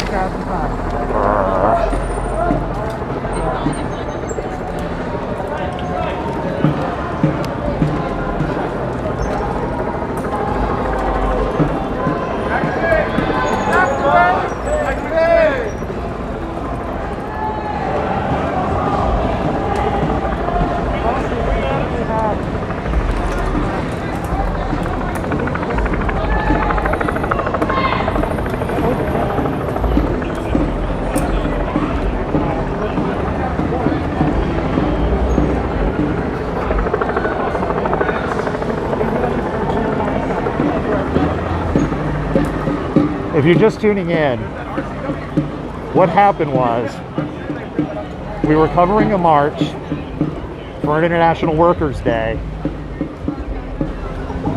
for workers' rights, immigration rights, and union support. And then what happened was a group of That's cool. Z-Access, yeah. It's heavy as fuck. It's a friggin' workout. So, a group of direct action protesters assembled basically in the same intersection, less than a half a block over, divided by bike officers.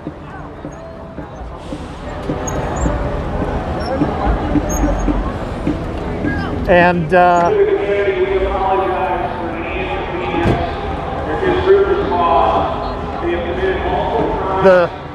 the Z-axis gets a lot of questions.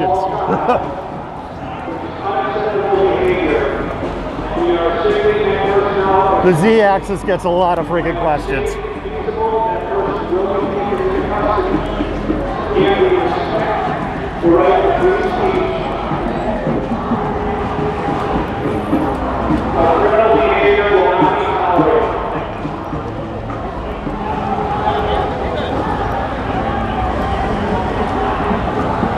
If you're wondering, like, you said they were going to do a target arrest. What happened? Because people are in block, the person they were targeting has moved around in that group, so they can't do the target arrest. Why do you think that's the commentary? It's not. That's horrible commentary.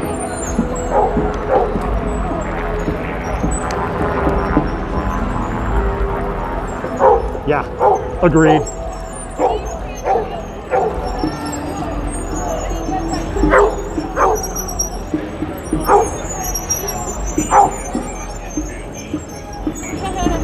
Hey there, dog.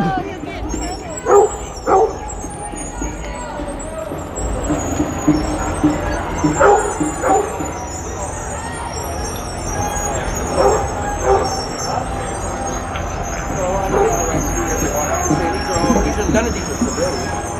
The right to free speech guaranteed in the First Amendment, Articles 1, 4, and 5 of the Washington State Constitution.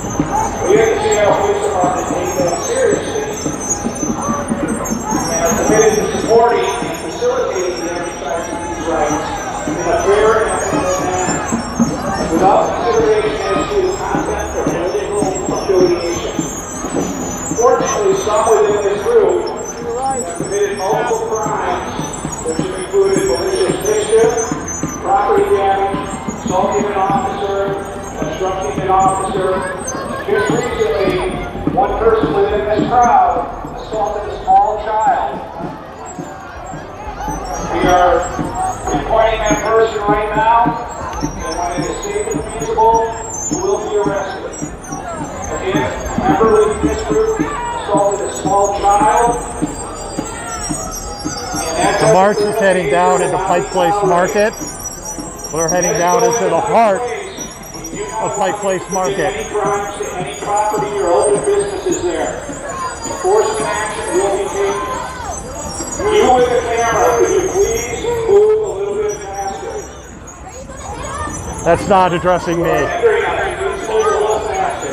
That's not addressing us. The committee in the Pike Place Market, we apologize for this inconvenience. We would not be around, unfortunately, members in this group have committed multiple crimes. The most recent one was when someone within this group assaulted a small child. That kind of criminal behavior will not be tolerated. Those committing criminal acts within this group will be individually contacted and arrested. Again, to the community, we apologize for any inconvenience this group may cause. Residents of Capitol Hill, come protect the neighborhood.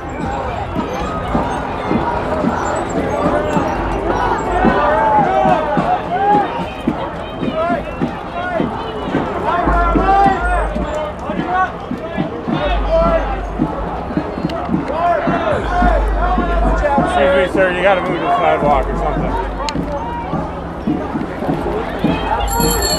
There's no sidewalk. There's no sidewalk.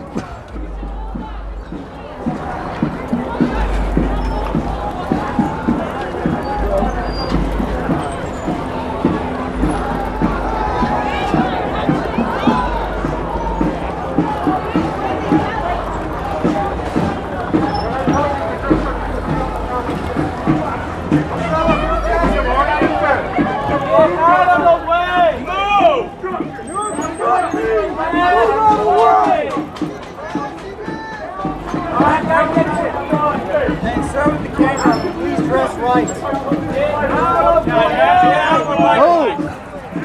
out of our bike line. Stay on the sidewalk over There's no sidewalk over there. Stay out of our bike line.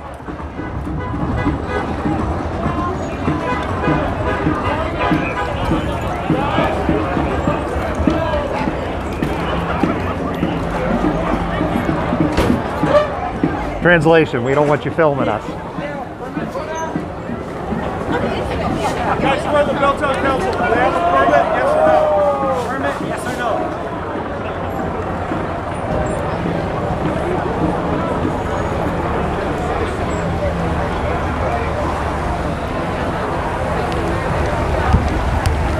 Oh, sorry.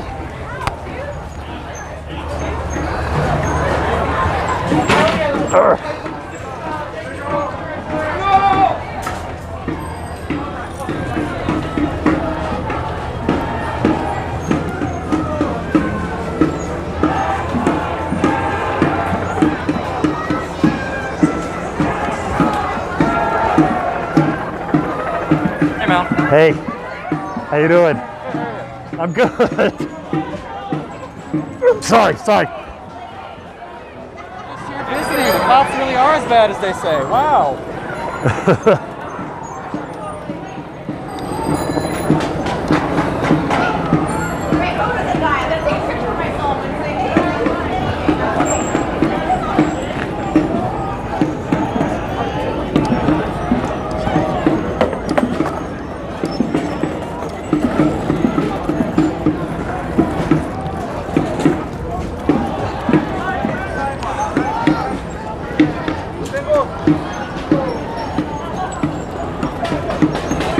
So here you go. They're like right on the sidewalk, and here are the cops riding on the sidewalk.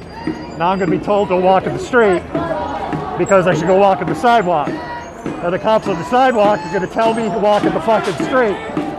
And then people wonder why people get frustrated with the fucking Seattle Police Department. The cops on the sidewalk told me to get out of their way. So where exactly am I supposed to go?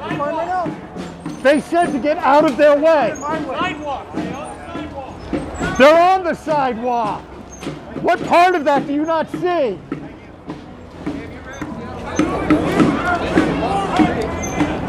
I get it, you have a job, but I have a job. I have a First Amendment right to my job.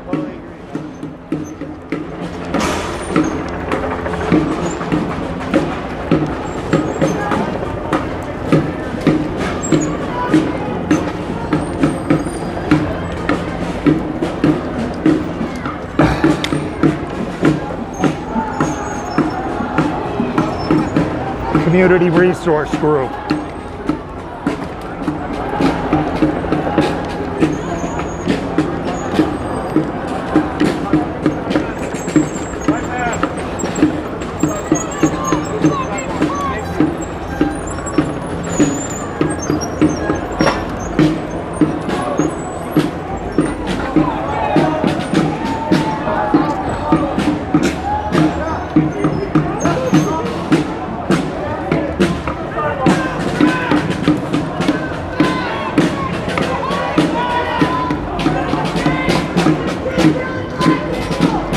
Yeah, I'm salty.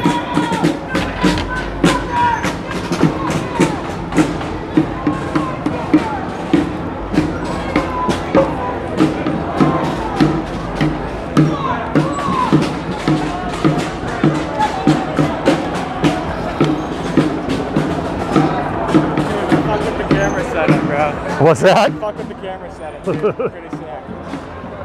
Oh, it's fucking heavy as fuck, man. Yeah, dude, how many pounds you carrying around? What, 45? No, not that much. Okay, okay. But even the cops were like, is that heavy? Yeah. I'm like, it's heavy as fuck, bro. Well, thank you for This is a lats and trats workout. Yeah, and it's both hands, you can't rest one hand. No, exactly.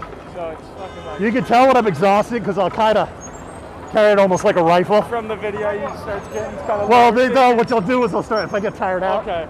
I'll do that. That's when you know I've had it. Yeah. And I'm actually in I've had it mode. Yeah, man. All right, well, you take care, man. Yeah.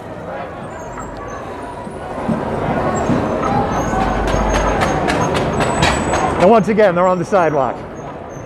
To the group on Pike Street, we appreciate you having stopped committing crimes and now are peacefully exercising their First Amendment right to peace. We appreciate your cooperation. Yes. Do not commit more criminal acts. We will not become involved with it.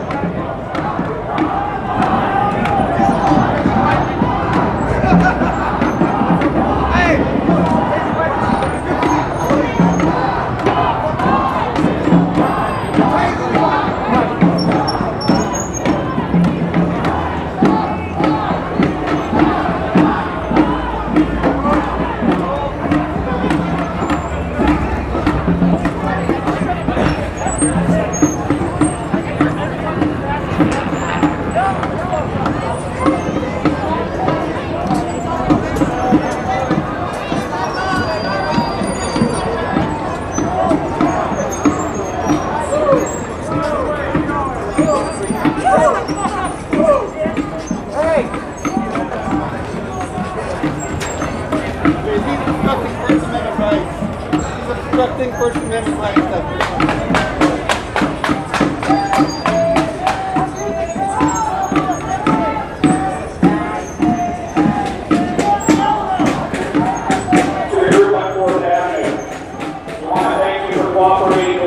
Oh, for fuck's sake. Respect your right, free speech, and your own protest. We will do everything we can to support that, fair and equitable. But if some in the group want to take criminal acts, we will hold them individually responsible. Again, thank you for your cooperation.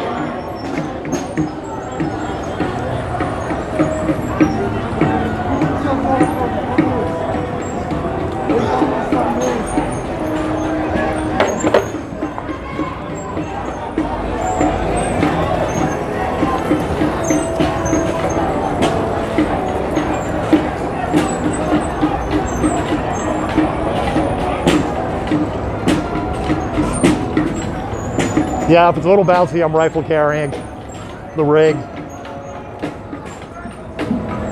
My shoulders, my lats, man, they're just burning right now. Because I've been going almost 3 hours with almost no break.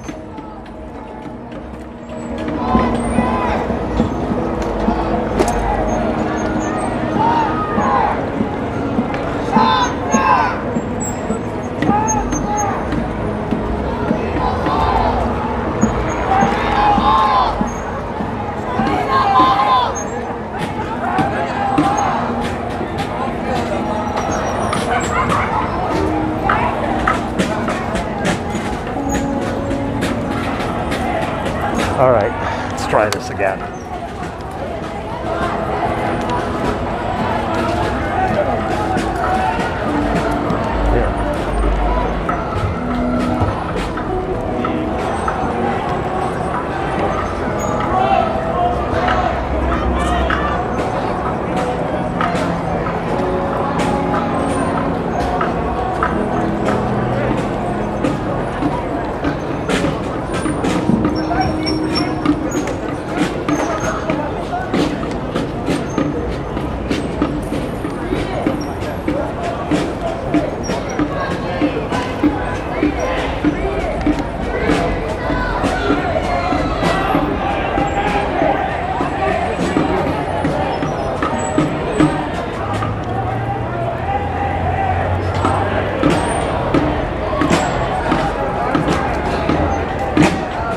Well, this has been interesting.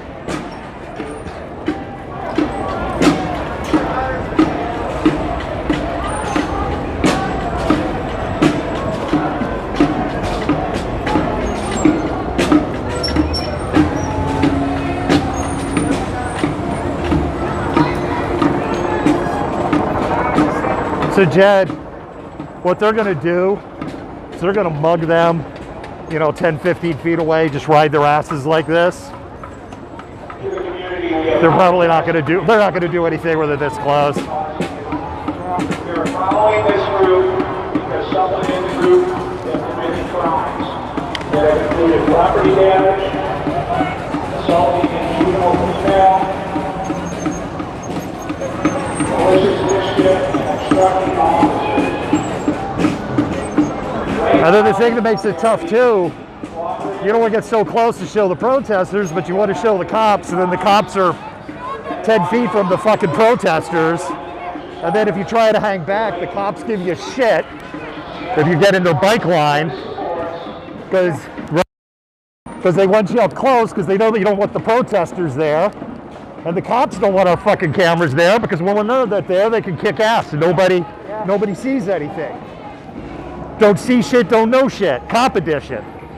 It's bullshit. Pisses me off to no fucking end. I'm fucking salty right now. Yeah, it's okay. I was pretty upset earlier. I'm cooling down now. See, and I'm just like, I'm not holding a grudge. Not yet. Nope, I can let that go. you know, they're telling me get on the sidewalk. These guys on the sidewalk tell me to get off the sidewalk. Right? Yeah, exactly. And I'm like, they just told me to get off the sidewalk. Get on the sidewalk.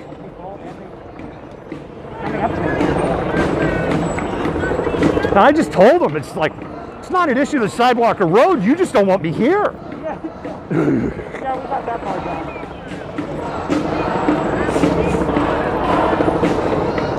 A year ago, you'd have just arrested my ass. Now you know you get in trouble for doing it. It's the only fucking difference. So you're just going to try and make my life a living hell.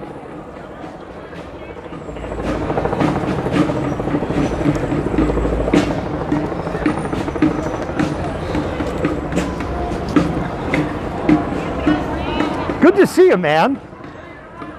Yeah, you too. I mean, I know. I didn't even know. I know that a lot of the, you know, PDX has gotten real weird, and I know a lot of the crew down there doesn't stream much. And a lot of the actions are a lot smaller now down there anyway.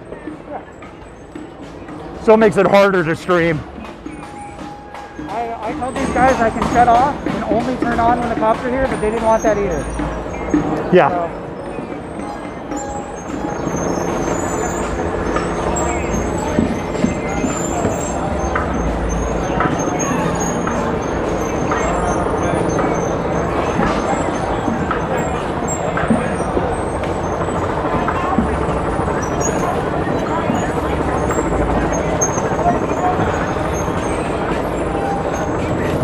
My guess, I know nothing. I seriously know nothing. I know some people in the stream. My guess is whoever they were looking for, because they announced they were looking for people as they went into Pike Place, they had opportunity to disappear.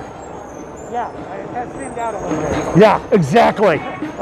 I noticed when we left Pike Place, there were about 20 less people, and I didn't see people fall out, so they just kind of went ghost.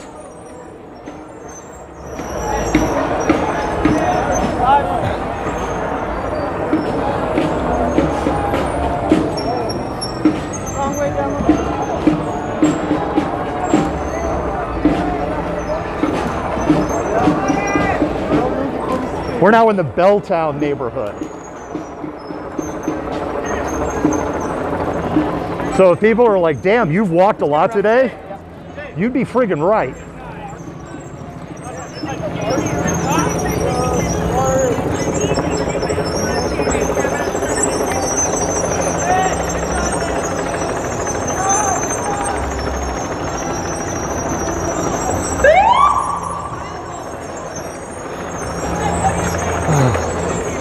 All right, I gotta save camera battery. Yeah, don't do wrong way.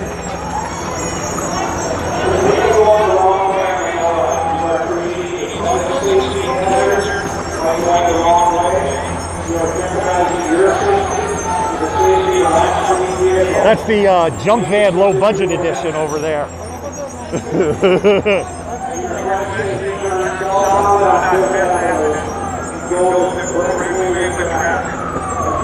That's the jump van you get if you fuck up. If you fuck up a second time, you get a Kia Soul.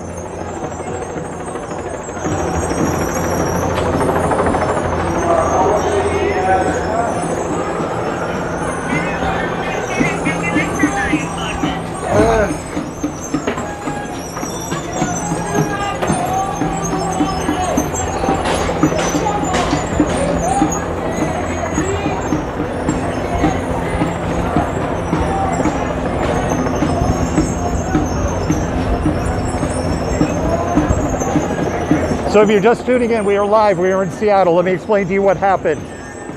We were covering an International Workers' Day, immigrant support, union support, labor support march and rally. There were speeches going on outside of the federal courthouse after marching from the Central District. We were covering every minute, every step of that. I got reports that a large group of bicycle officers were heading towards downtown. And then what happened, we could start to hear LRAD announcements, but it was echoing. We're now in the heart of the Amazon campus by the Amazon Spheres in downtown Seattle. I was like, okay, we're gonna interrupt coverage of these speeches, because the other thing was is we could hear multiple helicopters. So we're like, okay, we're gonna have coverage of this, go see what's going on. I looked down towards 8, because the West Precinct building is there, and I didn't see anything. But then a jump van went by, and as I panned camera following that jump van, that's when I saw the bike officers and people in black. This group then marched down to basically the same intersection that the group we were covering that was in the middle of doing speeches. That group ended abruptly, packed up, and left. And now we have been following this group of direct action protesters. On the internet, on Twitter, this event was described as not a direct action. Bring kids, bring your friends, you don't have to wear black.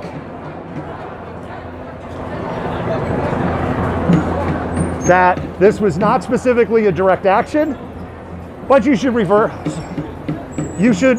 quote, diversity of tactics, unquote. I'm just telling you what was on the flyer. What we heard from multiple people is basically anybody who wasn't in black was chased off. And this group has been marching through, and they've had some issues with a couple of journalists and a couple of streamers.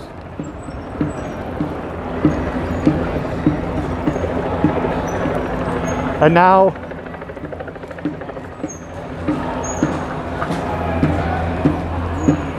are you live now? Yeah. Where can people go to see it? Malcontentnews.tv. Malcontentnews.tv.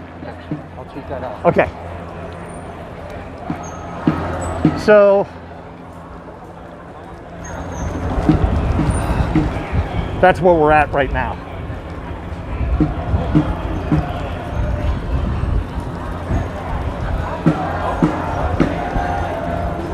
And what? I've been streaming continuously for what, almost 4 hours? And basically walking or running for 4 hours. And if you don't think I'm starting to feel it, you would be wrong. This rig is friggin' heavy.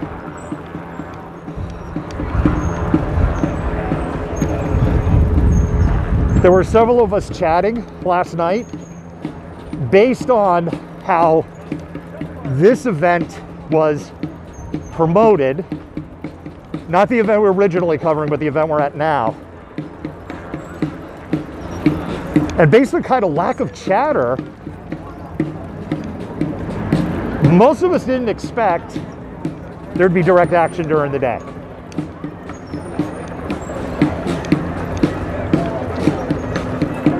So we wrote about this shift in tactics on our website, malcontentnews.com, and we talked about it on our show on malcontentnews.tv. Seattle police made a significant change in tactics that we had observed back in October, and we wrote a story about that. What we've seen is, it probably vibrates too much for y'all, but this is so comfortable, oh my God. And it does give you kind of a better shot, but it's just not as stable as it could be. What we've seen, in maybe the last 4 weeks, is a tweaking of those tactics. And what this tweak is, if direct action happens, SPD generally then, I use the term mug, they start following the group as we're seeing, you know, keeping just a 5 to 25 foot gap. And they may bracket on 2 or 3 sides. On April 20th, when we were covering, I started feeling really concerned that we were getting kettled. I even said on the feed, it's like, hey, we're getting kettled. They're on 3 sides. And it really felt like they're getting kettled.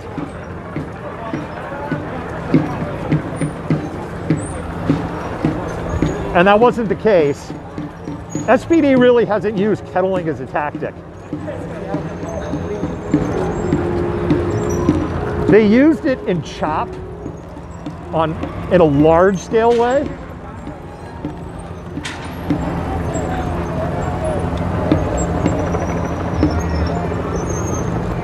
And we experienced that personally on June 6th.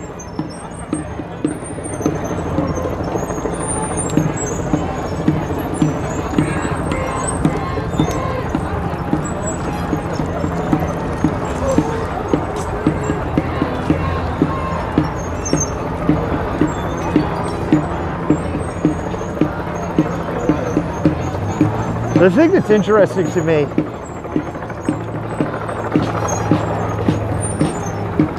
is there's definitely some cops in this group that enjoy their job too much. And I realize it's not a very objective comment, but it's a factual comment.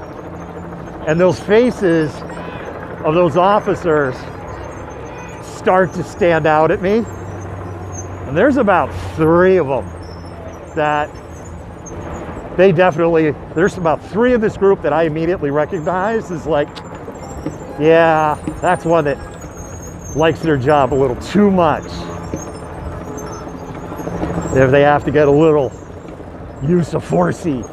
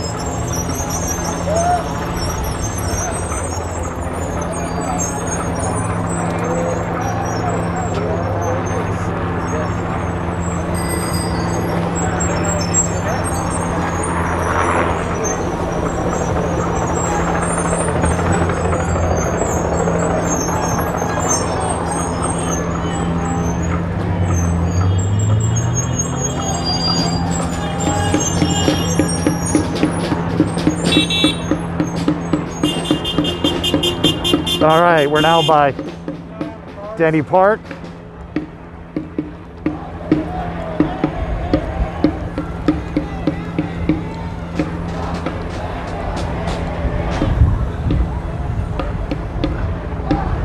Denny Park was the subject of a unhomed sweep. Technically 2 months ago, because today is May 1st. What they may be doing, there's a route here. I've taken this route before. I used to walk this a lot back in the day. If they're going the way that I think they're gonna go, this is an attempt to kind of scrape the bike officers off. And seeing how the bike officers stopped following, I think that SPD might be wondering the same thing. There is a hella steep hill in this area.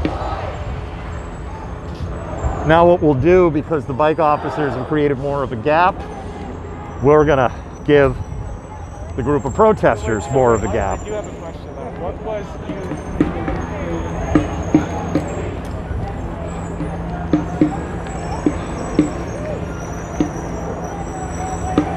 And there is the squeaky bike brakes of your nightmares.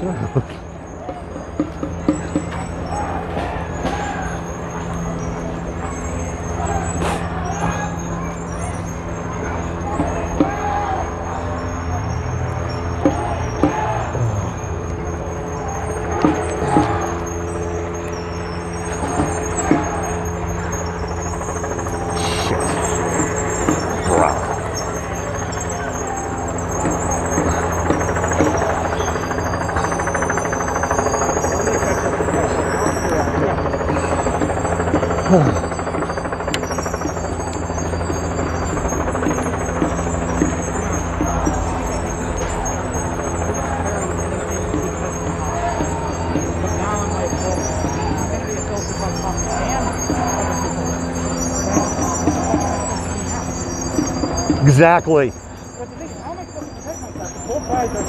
Exactly. And then you got to look out for chuds on top of it. I have to say though, I am still more afraid of cops. I really am. Me personally.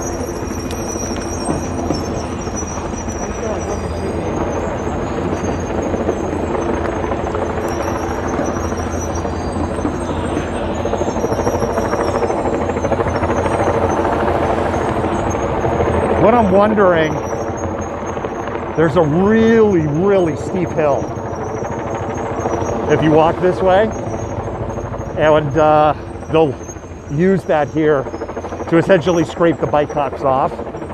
They can't essentially ride up the hill. The hill's ridiculously steep. So it forces them to kind of have to go around a good half mile to then pick them up at the top of the hill.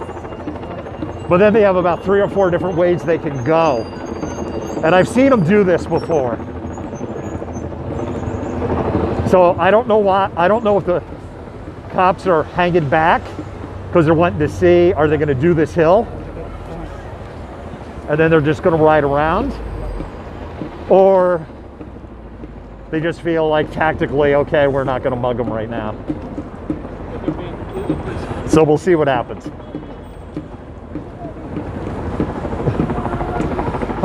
Oh my God!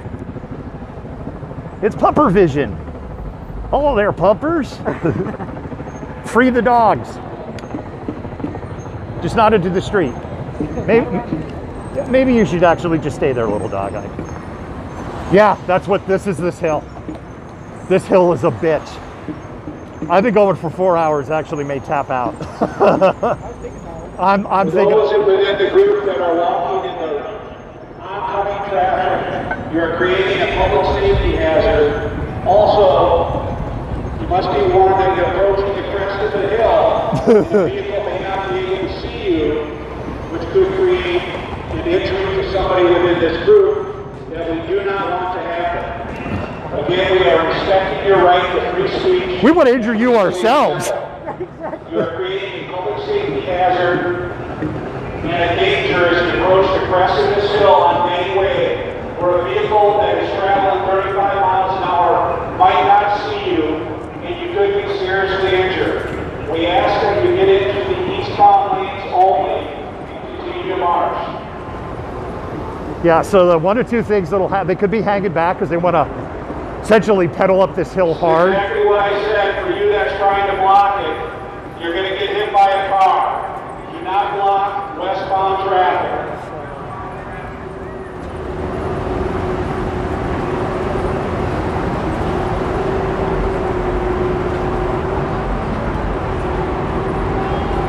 To the group on Anyway, we ask that you get into eastbound lanes only.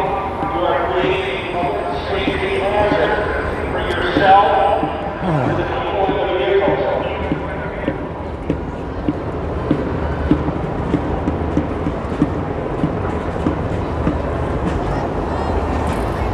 Yeah, they're hanging back so they can pedal up the hill. Yeah, I do the same thing. Because they can't do it at a walking pace. Pedal. Their bikes tip over. Then they get all pissy because they have to walk their bikes up the hill. I'm not saying that to be, just that's what I've witnessed. Oh, I hate this fucking hill. Yeah, this is terrible.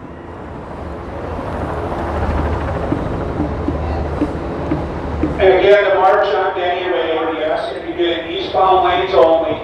You are creating a public safety risk to yourselves and to the community.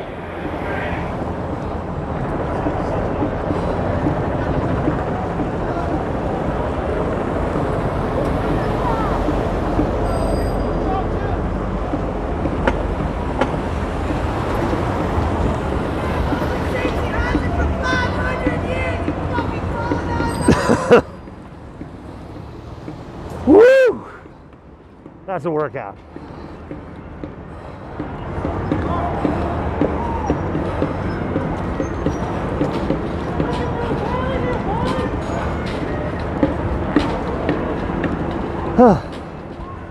Yeah, I know you're hearing me pant.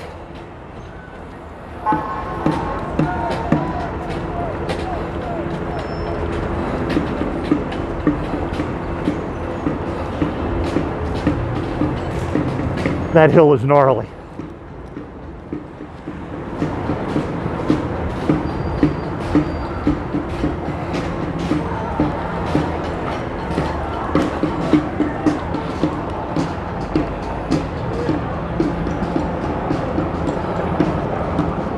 They're catching their breath. To those on Denny, the group at Denny, do not throw cones at vehicles that are driving by. That is a public safety hazard. And you could end up injuring the driver and the occupants of that vehicle. We ask that you get into the eastbound lanes only, so you do not continue to create a public safety hazard. Thank you.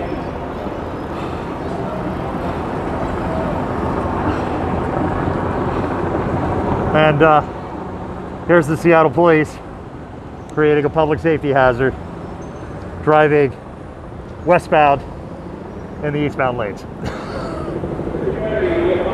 Do as I say, don't do as I do.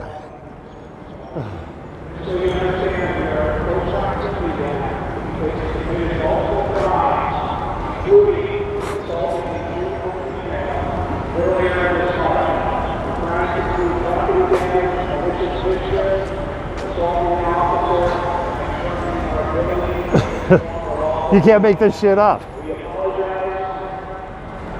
Don't walk west of the eastbound lane.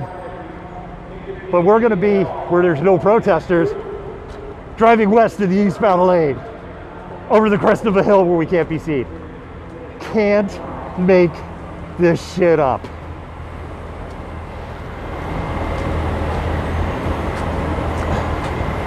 The irony is so ironic.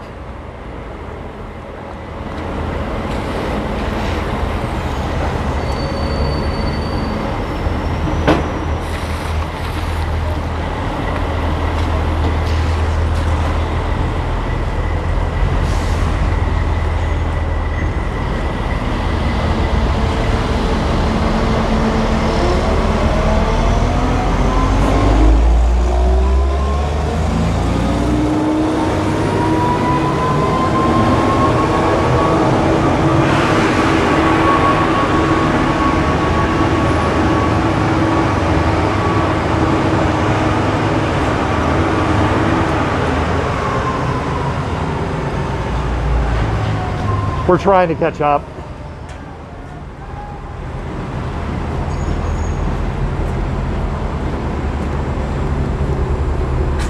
They're heading back up to Cap Hill. What?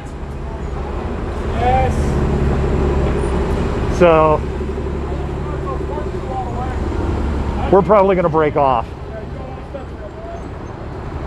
because so what's going to happen is they're going to go up to Cap Hill and this will be the end. They may go outside at East Precinct, but I've done enough of these to know there's almost certainly not going to be an arrest at this point, despite all the announcements they're waiting to arrest someone. And usually for this group, when they start marching up the hill like this, they're done. They're heading back up to Cap Hill at Cal Anderson Park to D block and scatter. And so we're probably going to call it a day at 4 hours and 4 minutes. And I've got a long ass haul back to the Central District. All right, give me a second here. Malcontents.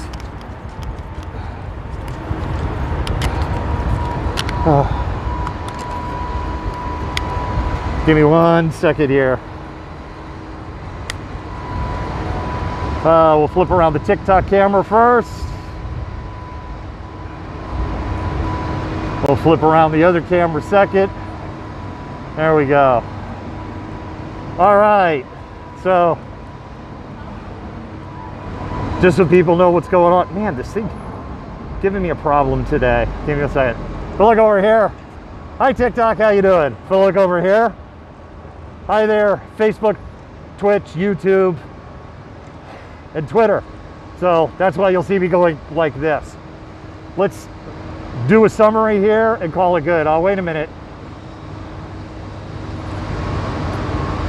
You asked 3 minutes ago. Okay, cool. If you're still watching, because the answer in TikTok, because I'm going to do the summary of what was happening.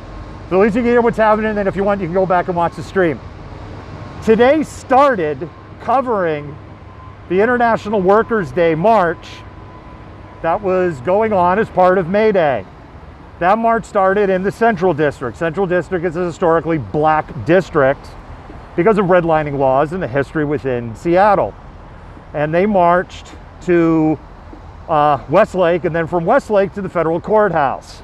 The federal courthouse, they set up a PA system. There were politicians, union leaders, candidates running for office, business leaders that were addressing a group.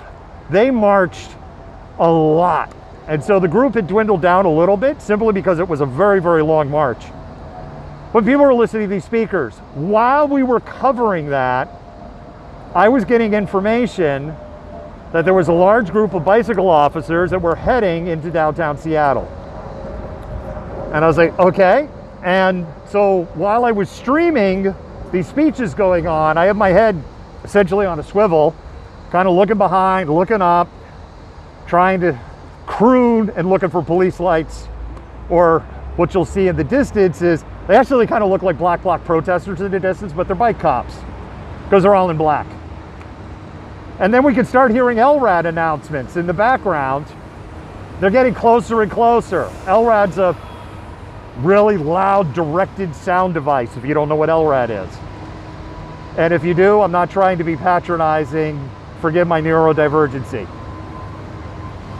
So I walked over to the intersection of 7th and Stewart, and I looked down towards 8th, which is kind of in the direction of the West Precinct.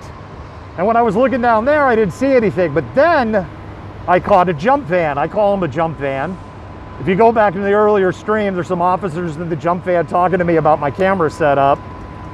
Yeah, and I was telling them how it's heavier than fuck, and they were asking all these questions about it. I get a lot, probably if you watched a lot of the stream, you've heard like a lot of people like, damn, that's one, you know, amazing rig. I should do a video on this rig because honestly, it's not expensive.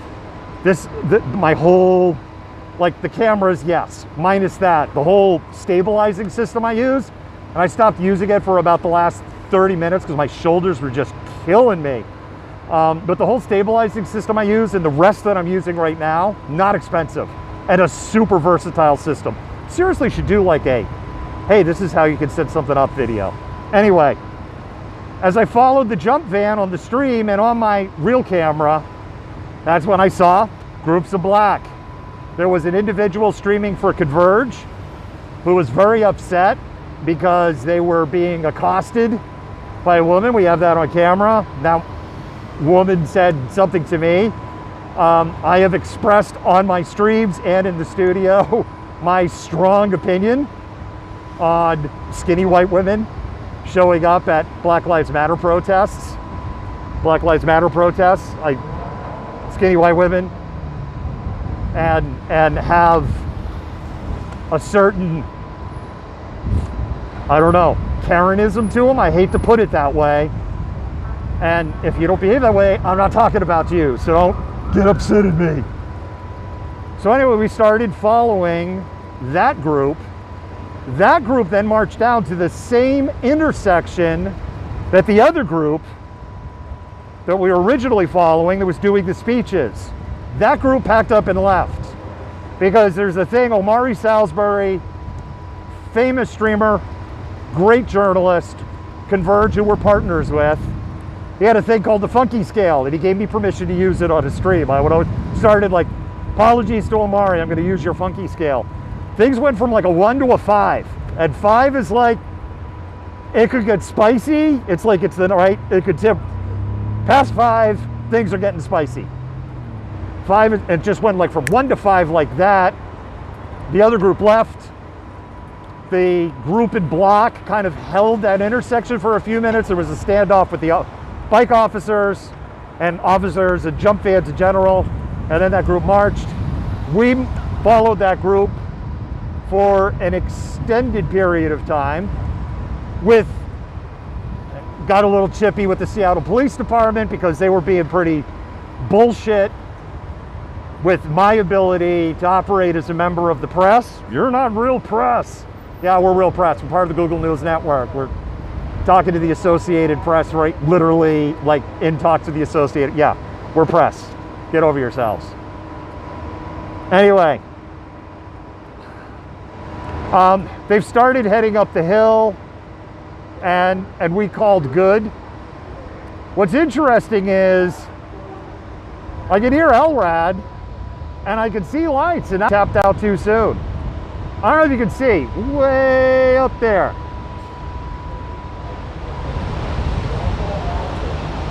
I don't know, it's not focusing. Is it a manual focus mode? Oh, it is. I could fix that. There we go. You could just barely, and like now they're moving. So I don't think that I missed anything. Reason I tapped out, sorry on TikTok, I showed it to everybody else. Reason I tapped out, generally when they start heading up the hill like this, it's done. Nothing else is gonna happen. Police aren't gonna do anything. They're just following them back to Cal Anderson Park, it's all done. That's been my experience multiple times. Anyway, for my own safety, I'm normally not gonna walk back to the CD. I'm probably gonna get an Uber or Lyft. And it'd be a long ass walk, it'd be a good healthy walk, but for my own safety, Andy No was scraping our streams tonight. If you don't know who Andy No is, a piece of shit. Support the blue. What are you into, Smurfs? Smurfs aren't real, it's a cartoon. My mask, are you supporting the, I agree, you should definitely wear a mask. Support the blue mask, blue N95 mask. I agree. Totally support wearing blue N95 masks. It's a comment on TikTok. Chuds. Chuds. I could have bet you had a mask on. Oh my fucking god. I'm a Neanderthal.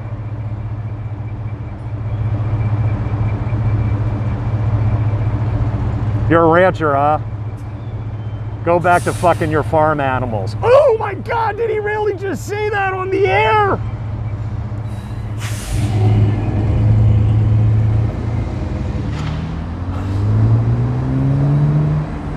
We're in Seattle. I see the question on like, where are you? We're in Seattle. Anyway, That's it. That's where we're at. That's where it's done. Yeah, I wear a mask, Rancher 21. I got an immunization for COVID. I got that too. Yeah. You know, the immunization that you were so happy that Donald Trump at Operation Warp Speed did, but now you're like, I'm not going to take it even though Donald Trump did it. Fucking idiots. By the way, did you return your $1,400 check? Did you return that check? See, I like this about TikTok is I can see the comments on the feed. And this is something I miss on the other channels because I can get kind of with them over there. Anyway, it's International Workers' Day. I'll close with this. As somebody who was a product of the 80s, people hear International Workers' Day, product of the 80s, they immediately think Red Square, Politburo, soldiers, tanks, nuclear missiles. Da, da, da, da, da, da, da, da, da, da, da, da, da, da. Right? That's what we think. That's what we were raised to think, which is bullshit. Almost the entire world celebrates International Workers' Day, including democracies, including capitalist countries. We're one of a few countries that doesn't. And it goes back to the Haywood Massacre in Chicago and the protests and memorials that started around that. And then people getting concerned in political circles like, well, if we keep letting this happen on May 1st, American workers might start organizing with international workers, and all of a sudden we're going to have to start giving American workers more, like fair wages. And so they gave American workers Labor Day, the first Monday in September. And that's the history behind it. That's why we have Labor Day. Labor Day is just remarketed. I say that as a marketing person. Labor Day is just remarketed International Workers' Day. And then we don't even treat it like International Worker Day. We treat it as, for some parts of the country, oh, the kids go back to school tomorrow. Not all parts. I know some parts of the country, kids go to school in August. I lived in Texas for 8 years. But in other parts of the country, oh, the kids are, like here, oh, kids are going back to school tomorrow. It's the last chance to have a barbecue. Enjoy some hamburgers. Summer's over. And that's kind of how we treat Labor Day. So anyway, I'm going to close. If you're on TikTok, thank you for joining us. We don't post a lot right now because we're kind of trying to figure out what we want to do with TikTok. So we haven't been posting a lot, but we will keep streaming for now. So go ahead and follow us over there. We really appreciate it. You look through some of our content, give us some love. If you're on Twitch, Twitter, YouTube, Facebook, subscribe, like, follow, depending on which channel you're on. It is the cheapest and easiest way to help us grow. It's free. It's totally fucking free. Free. What else is free in life? All this is free. It's not free for me, but it's free for you. All right, so this is what we're gonna do. TikTok land. We're gonna say goodbye. Rest of the channels, we're gonna say goodbye. Malcontent out. We will see you Monday.